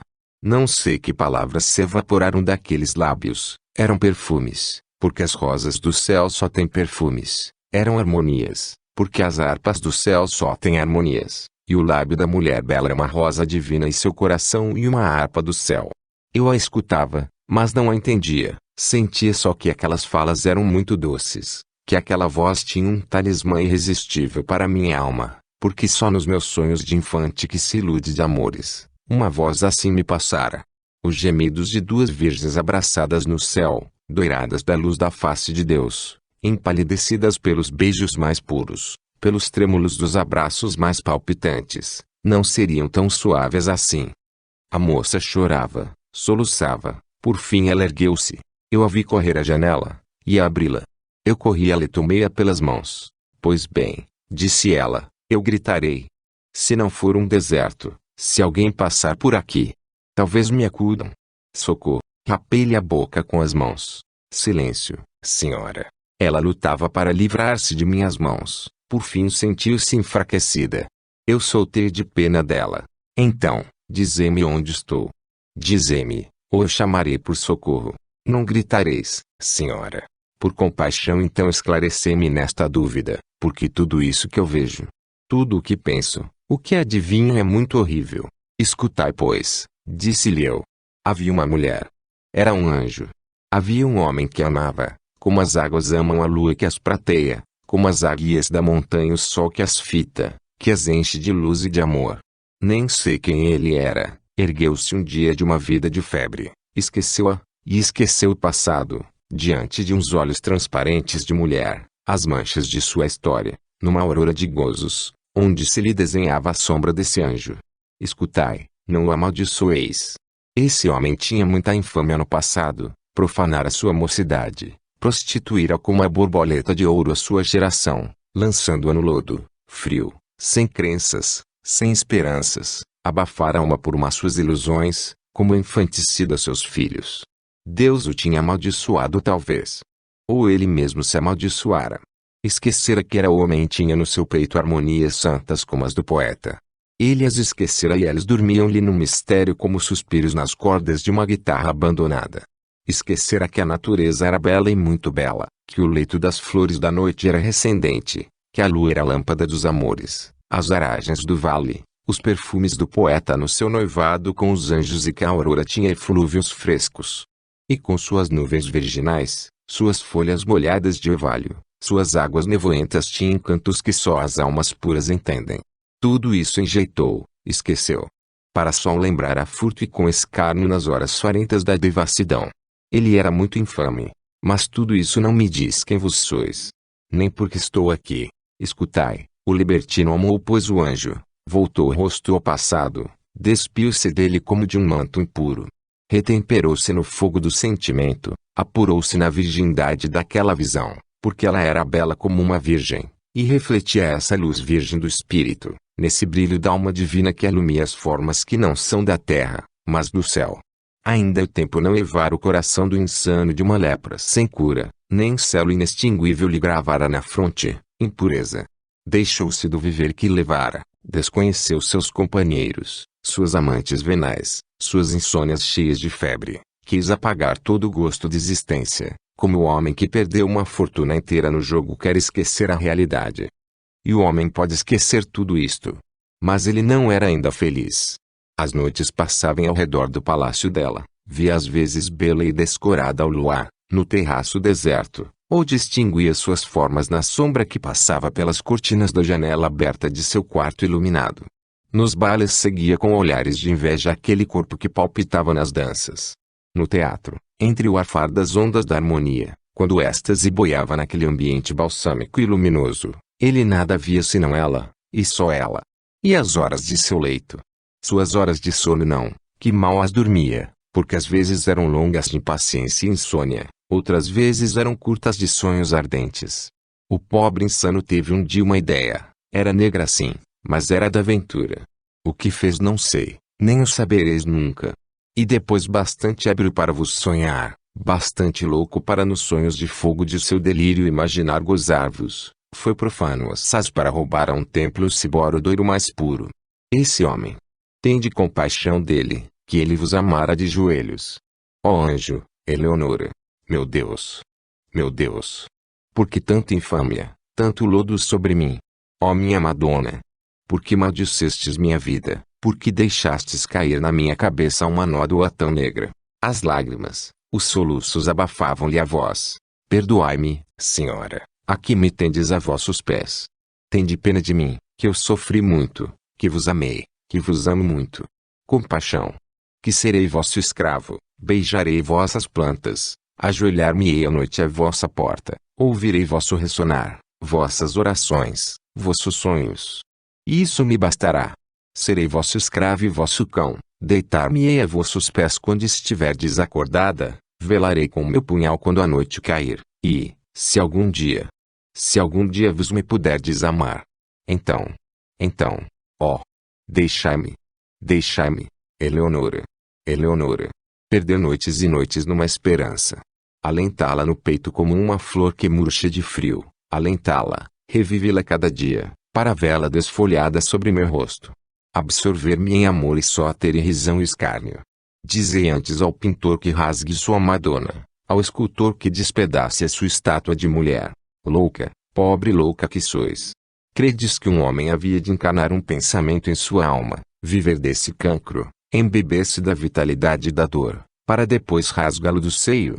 Credes que ele consentiria que o se lhe pisasse no coração, que lhe arrancassem? A ele, poeta e amante, da coroa de ilusões as flores uma por uma, que pela noite da desgraça, ao amor insano de uma mãe lhe sufocassem sobre o seio a criatura de seu sangue, o filho de sua vida, a esperança de suas esperanças. Oh! E não tereis vós também dó de mim? Não sabê-lo? Isto é infame. Sou uma pobre mulher. De joelhos eu vos peço perdão se vos ofendi. Eu peço, deixai-me. Que me importam vossos sonhos, vosso amor. Doía-me profundamente aquela dor, aquelas lágrimas me queimavam. Mas minha vontade fez-se rija e férrea como a fatalidade. Que te importam meus sonhos, que te importam meus amores? Sim, tens razão. Que importa a água do deserto e a gazela do areal que o árabe tenha sede ou que o leão tenha fome? Mas a sede e a fome são fatais. O amor é como eles, entendes-me agora? Matai-me então. Não tereis um punhal. Uma punhalada pelo amor de Deus. Eu juro, eu vos abençoarei. Morrer. E pensas no morrer? Insensata. Descer do leito morno do amor à pedra fria dos mortos. Nem sabes o que dizes. Sabes o que é essa palavra, morrer? É a dúvida que afana a existência, é a dúvida, o pressentimento que resfria a fronte do suicida, que lhe passa nos cabelos como um vento de inverno, e nos empalidece a cabeça como Hamlet. Morrer. É a cessação de todos os sonhos, de todas as palpitações do peito, de todas as esperanças. É estar peito a peito com nossos antigos amores e não senti-los. Doida. É um noivado medonho do verme, um lençol bem negro da mortalha.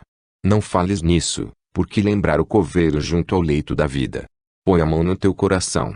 Bate com força, como o feto nas entranhas de sua mãe. Há aí dentro muita vida ainda, muito amor por amar, muito fogo por viver. Oh! Se tu me quisesses amar. Ela escondeu a cabeça nas mãos e soluçou. É impossível, eu não posso amar-vos. Eu disse-lhe. Eleonora, ouve-me, deixo-te só, velarei, contudo sobre ti daquela porta. Resolve-te, seja uma decisão firme sim, mas pensada. Lembra-te que hoje não poderás voltar ao mundo, o duque Mafio seria o primeiro que fugiria de ti, a torpeza do adultério senti-la e ele nas tuas faces, queria roçar na tua boca a umidade de um beijo de estranho. E ele te amaldiçoaria. Vê, além a maldição e o escárnio, a irrisão das outras mulheres, a zombaria vingativa daqueles que te amaram e que não amaste. Quando entrares, dir-se-á. Arrependeu-se. O marido. Pobre dele. Perdoa. As mães te esconderão suas filhas, as esposas honestas terão pejo de tocar-te. E aqui, Eleonora, aqui terás meu peito e meu amor, uma vida só para ti, um homem que só pensará em ti sonhará sempre contigo, um homem cujo mundo serás tu, serão teus risos, teus olhares, teus amores, que se esquecerá de ontem e de amanhã para fazer, como um Deus, de ti a sua eternidade. Pensa, Eleonora. Se quisesses, partiríamos hoje, uma vida de venturas nos espera. Sou muito rico, bastante para adornar-te como uma rainha. Correremos à Europa, iremos ver a Franca com seu luxo, a Espanha, onde o clima convida ao amor, onde as tardes se embalsamam nos laranjais em flor, onde as campinas se aveludam e se matizam de mil flores. Iremos à Itália, a tua pátria e, no teu céu azul, nas tuas noites límpidas, nos teus crepúsculos suavíssimos viver de novo ao sol meridional. Se quiseres. Se não seria horrível. Não sei o que aconteceria, mas quem entrasse neste quarto levaria os pés ensopados de sangue. Sai. 2 horas depois voltei. Pensaste, Eleonora? Ela não respondeu. Estava deitada com o rosto entre as mãos. A minha voz ergueu-se. Havia um papel molhado de suas lágrimas sobre o leito. Estendi a mão para tomá-lo. Ela entregou-me. Eram os versos meus. Olhei para a mesa. Minha carteira de viagem, que eu trouxera do carro, estava aberta. Os papéis eram revoltos. Os versos eram estes.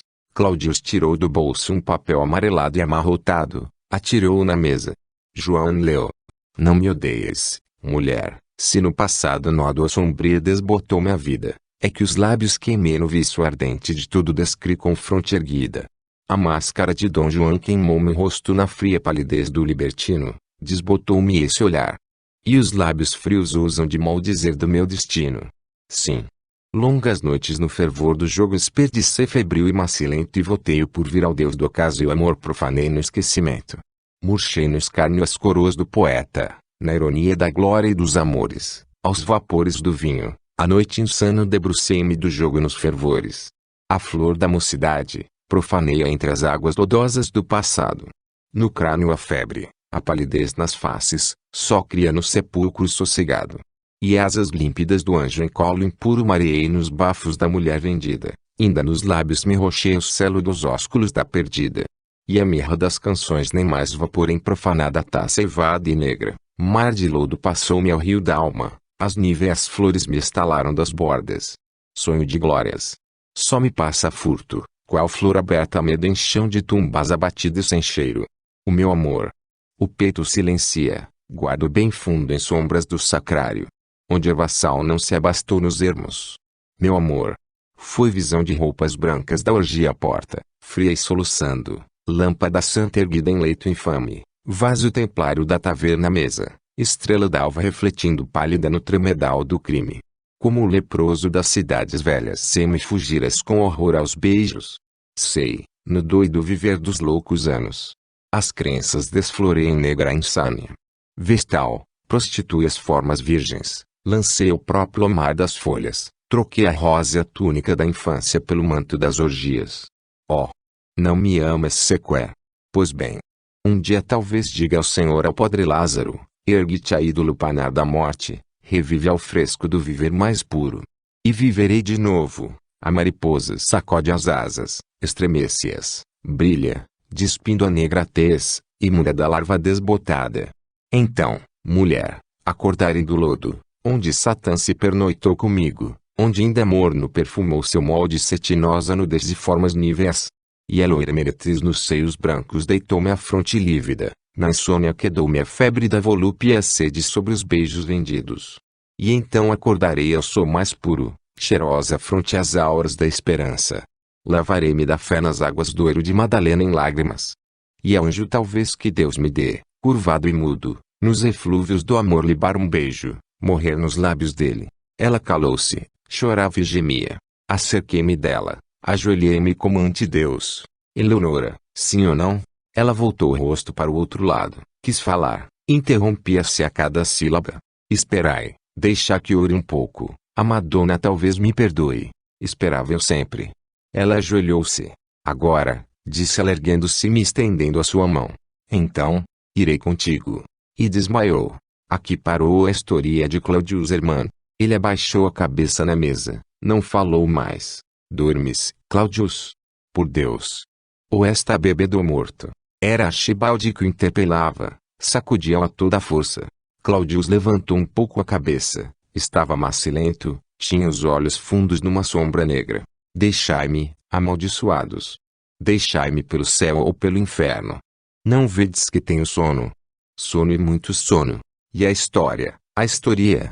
Bradou Sofieri. E a duquesa Eleonora? Perguntou Archibaldi. É verdade. A história. Parece-me que ouvidei tudo isso. Parece que foi um sonho. E a duquesa? A duquesa. Parece-me que ouvi esse nome alguma vez. Com os diabos, que me importa? Aí quis prosseguir, mas uma forca invencível prendia. A duquesa. É verdade. Mas como esqueci tudo isso que não me lembro. Tirai-me da cabeça esse peso. Bofeque encheram-me o crânio de chumbo derretido. E ele batia na cabeça macilenta como um médico no peito do agonizante para encontrar um eco de vida. Então, Gargalhou alguém que tinha ficado estranho à conversa. Arnold. Cala-te. Cala-te antes, sou Fieri. Eu contarei o fim da história. Era Arnold, o louro, que acordava. Escutai-vos todos, disse. Um dia Claudius entrou em casa. Encontrou o leito ensopado de sangue e num recanto escuro da alcova um doido abraçado com um cadáver. O cadáver era o de Eleonora. O doido nem o puderes conhecer, tanto agonia desfigurara. Era uma cabeça erta e desgrenhada, uma tez esverdeada, uns olhos fundos e baços onde o lume da insânia cintilava furto, como a emanação luminosa dos pauis entre as trevas. Mas ele o conheceu. Era o Duque Mafio. Claudius soltou uma gargalhada. Era sombria como a insânia, fria como a espada do anjo das trevas. Caiu ao chão, lívido e suarento como a agonia, inteiriçado como a morte. Estava ébrio como o defunto patriarca Noé, o primeiro amante da vinha, virgem desconhecida, até então e hoje prostituta de todas as bocas. Ébrio como Noé, o primeiro borracho de que reza a história. Dormia pesado e fundo como o apóstolo São Pedro no Horto das Oliveiras. O caso é que ambos tinham ceado à noite. Arnold estendeu a capa no chão e deitou-se sobre ela. Daí a alguns instantes os seus roncos de barítono se mesclavam ao magno concerto dos roncos dos dormidos. Fim. João. Para quê? É que meu coração no meio das delícias de uma memória ciumenta constantemente oprimida frio a felicidade presente, buscará suas torturas no futuro e no passado. Alexandre Dumas. Agora a minha vez. Quero lançar também uma moeda em vossa urna, é o cobras enhevrado do mendigo, pobre esmola por certo. Era em Paris, num bilhar. Não sei se o fogo do jogo me arrebatará, ou se o queixo e o coração me queimaram demais as ideias. Jogava contra mim um moço, chamava-se Arthur. Era uma figura loura e mimosa como a de uma donzela. Rosa infantil lhe avermelhava as faces, mas era uma rosa de cor desfeita. Leve buço lhe sombreava o lábio, e pelo oval do rosto uma penugem dourada lhe somava como a felpa que rebuça o pêssego. Faltava um ponto a meu adversário para ganhar. A mim, faltavam-me não sei quantos, sei só que eram muitos e pois requeria-se um grande sangue frio, e muito esmero no jogar. Soltei a bola. Nessa ocasião o bilhar estremeceu. O moço loiro, voluntariamente ou não, se encostara ao bilhar. A bola desviou-se, mudou de rumo, com o desvio dela perdi. A raiva levou-me de vencida. Adiantei-me para ele. A meu olhar ardente o mancebo sacudiu os cabelos loiros e sorriu como de escárnio. Era demais. Caminhei para ele, ressoou uma bofetada. O moço convulso caminhou para mim com um punhal, mas nossos amigos nos sustiveram. Isso é briga de marujo. O duelo, eis a luta dos homens de bril. O moço rasgou nos dentes uma luva e atirou-me à cara. Era insulto por insulto, lodo por lodo, tinha de ser sangue por sangue. Meia hora depois tomei-lhe a mão com sangue frio e disse-lhe no ouvido: vossas armas, senhor, sabê-las eis, no lugar. Vossas testemunhas, à noite minhas armas. A hora, já. O lugar, vireis comigo. Onde pararmos aí será o lugar. Bem, muito bem, estou pronto, vamos. Dei-lhe o braço e saímos. Ao ver-nos tão frios a conversar creram uma satisfação. Um dos assistentes contudo entendeu-nos. Chegou a nós e disse: senhores, não há pois meio de conciliar-vos? Nós sorrimos ambos. É uma criançada, tornou ele. Nós não respondemos. Se precisardes de uma testemunha, estou pronto. Nós nos curvamos ambos. Ele entendeu-nos, viu que a vontade era firme, afastou-se. Nós saímos. Um hotel estava aberto. O moço levou-me para dentro. Moro aqui, entrai, disse-me. Entramos. Senhor, disse ele, não há meio de paz entre nós. Um bofetão e uma luva tirada às faces de um homem saco nó dos que só o sangue lava. E pôs um duelo de morte. De morte, repeti como um eco. Pois bem, tenho no mundo só duas pessoas, minha mãe é. Esperei um pouco. O moço pediu papel, pena e tinta. Escreveu, as linhas eram poucas. Acabando a carta deu-me para ler. Vede, não é uma traição, disse. Arthur, creio em vos, não quero ler esse papel. Repeli o papel. Arthur fechou a carta, selou o lacre com um anel que trazia no dedo. Ao ver o anel uma lágrima correu-lhe na face e caiu sobre a carta. Senhor, sois um homem de honra. Se eu morrer, tomai esse anel, No meu bolso achareis uma carta. Entregareis tudo a. Depois dir-vos-ei a quem. Estais pronto? Perguntei. Ainda não. Antes de um de nos morrer e justo que brinde o moribundo ao último crepúsculo da vida. Não sejamos abissínios. Demais, o sol no cenário do poente ainda é belo. O vinho do Reno correu em águas doiro nas taças de cristal verde. O moço ergueu-se. Senhor, permita que eu faça uma saúde convosco. A quem? É um mistério. É uma mulher, porque o nome daquela que se apertou uma vez nos lábios, a quem se ama, é um segredo. Não a fareis? Seja como quiserdes, disse eu. Batemos os copos. O moço chegou à janela. Derramou algumas gotas de vinho do Reno à noite. Bebemos. Um de nós fez a sua última saúde, disse ele. Boa noite para um de nós. Bom leito e sonos sossegados para o filho da terra. Foi a uma secretária, abriu-a, tirou 2 pistolas. Isto é mais breve, disse ele. Pela espada é mais longa a agonia. Uma delas está carregada, a outra não. Tirá-las-emos à sorte. Atiraremos a queima-roupa. É um assassinato. Não dissemos que era um duelo de morte, que um de nos devia morrer. Tendes razão. Mas dizei-me, onde iremos? Vinde comigo. Na primeira esquina deserta dos arrabaúdes. Qualquer canto de rua é bastante sombrio para 2 homens dos quais um tem de matar o outro. À meia-noite estávamos fora da cidade. Ele pôs as 2 pistolas no chão. Escolhi, mas sem tocá-las. Escolhi. Agora vamos, disse eu. Esperai, tenho um pressentimento frio e uma voz suspirosa me geme no peito. Quero rezar. É uma saudade por minha mãe. Ajoelhou-se. À vista daquele moço de joelhos, talvez sobre um túmulo, lembrei-me que eu também tinha mãe e uma irmã. E que eu as esquecia. Quanto a amantes, meus amores eram como a sede dos cães das ruas, saciavam-se na água ou na lama. Eu só amara mulheres perdidas. É tempo, disse ele. Caminhamos frente a frente. As pistolas se encostaram nos peitos. As espoletas estalaram. Um tiro só estrondou. Ele caiu quase morto. Tomai, murmurou o moribundo e acenava-me para o bolso. Atirei-me a ele. Estava afogado em sangue. Estrebuchou 3 vezes e ficou frio. Tirei-lhe o anel da mão. Meti-lhe a mão no bolso como ele dissera. Achei 2 bilhetes. A noite era escura, não pude lê-los. Voltei à cidade. A luz baça do primeiro lampião vi os 2 bilhetes. O primeiro era carta para sua mãe. O outro estava aberto. Li. A 1h da noite na rua de número 60, primeiro andar, acharás a porta aberta. Tua G. Não tinha outra assinatura. Eu não soube o que pensar. Tive uma ideia. Era uma infâmia. Fui à entrevista. Era no escuro. Tinha no dedo o anel que trouxera do morto. Senti uma mãozinha acetinada tomar-me pela mão. Subi. A porta fechou-se. Foi uma noite deliciosa. A amante do loiro era virgem. Pobre Romeu. Pobre Julieta.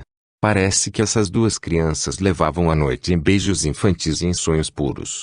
Joana encheu o copo, bebeu-o, mas estremeceu. Quando eu ia sair, topei um vulto à porta. Boa noite, cavalheiro. Eu vos esperava há muito. Essa voz pareceu-me conhecida.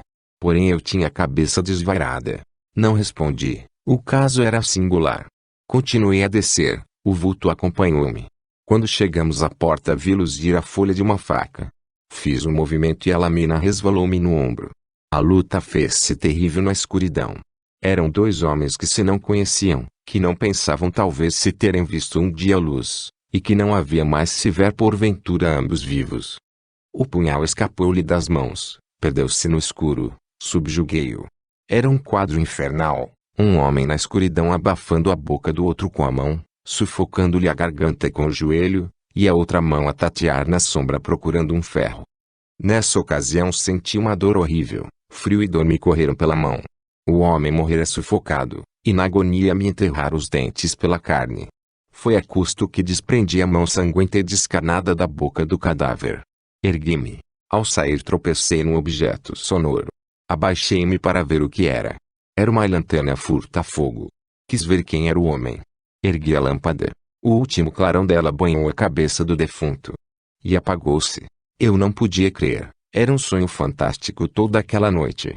Arrastei o cadáver pelos ombros, levei-o pela laje da calcada até ao lampião da rua. Levantei-lhe os cabelos ensanguentados do rosto. Um espasmo de medo contraiu horrivelmente a face do narrador. Tomou o copo, foi beber. Os dentes lhe batiam como de frio. O copo estalou-lhe nos lábios. Aquele homem, sabê-lo, era do sangue do meu sangue, era filho das entranhas de minha mãe como eu. Era meu irmão.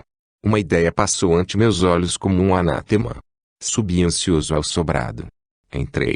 A moça desmaiara de susto ouvindo a luta. Tinha face fria como mármore. Os seios nus e virgens estavam parados e gélidos como os de uma estátua. A forma de neve eu a sentia meio nu entre os vestidos desfeitos, onde a infâmia selara a nódoa de uma flor perdida. Abri a janela, levei-a até aí. Na verdade que sou um maldito. Olá, Archibaldi, dá-me outro copo, encheio de conhaque, encheio até a borda. Vede. Sinto frio, muito frio. Tremo de calafrios e o suor me corre nas faces.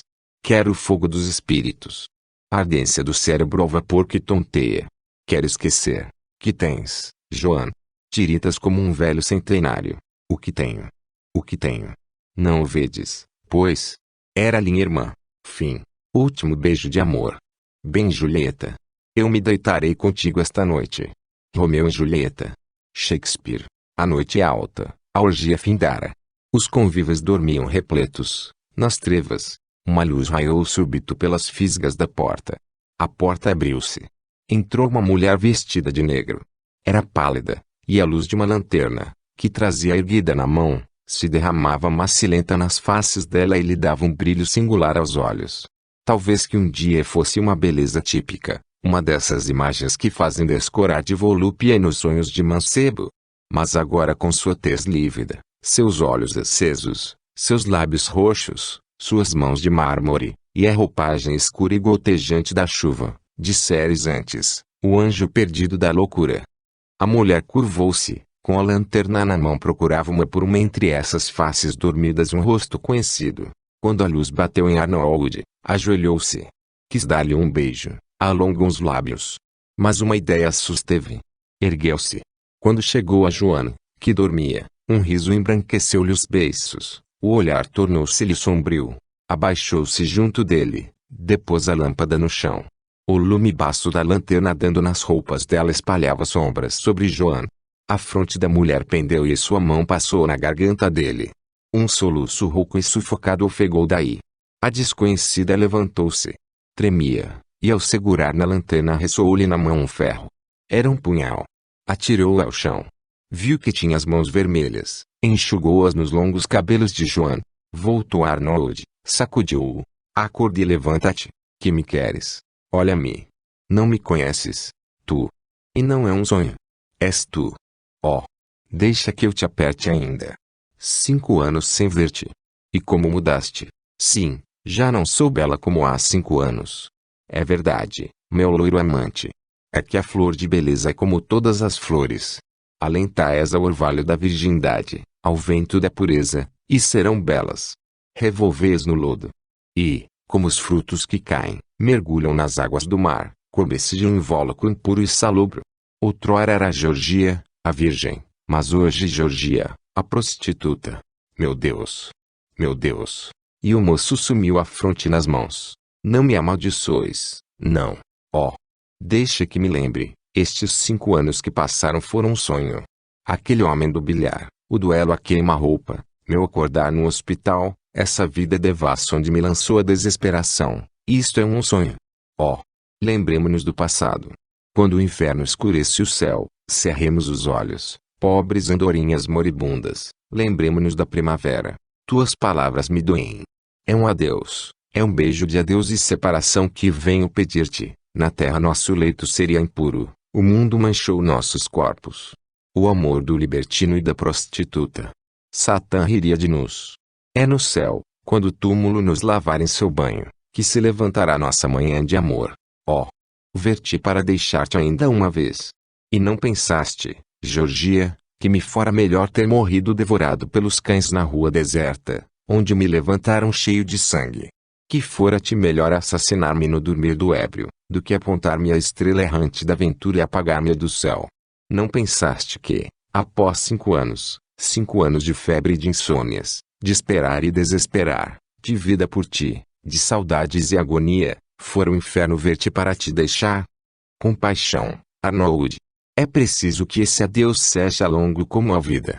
Vês, minha sina é negra, nas minhas lembranças há uma nódoa torpe.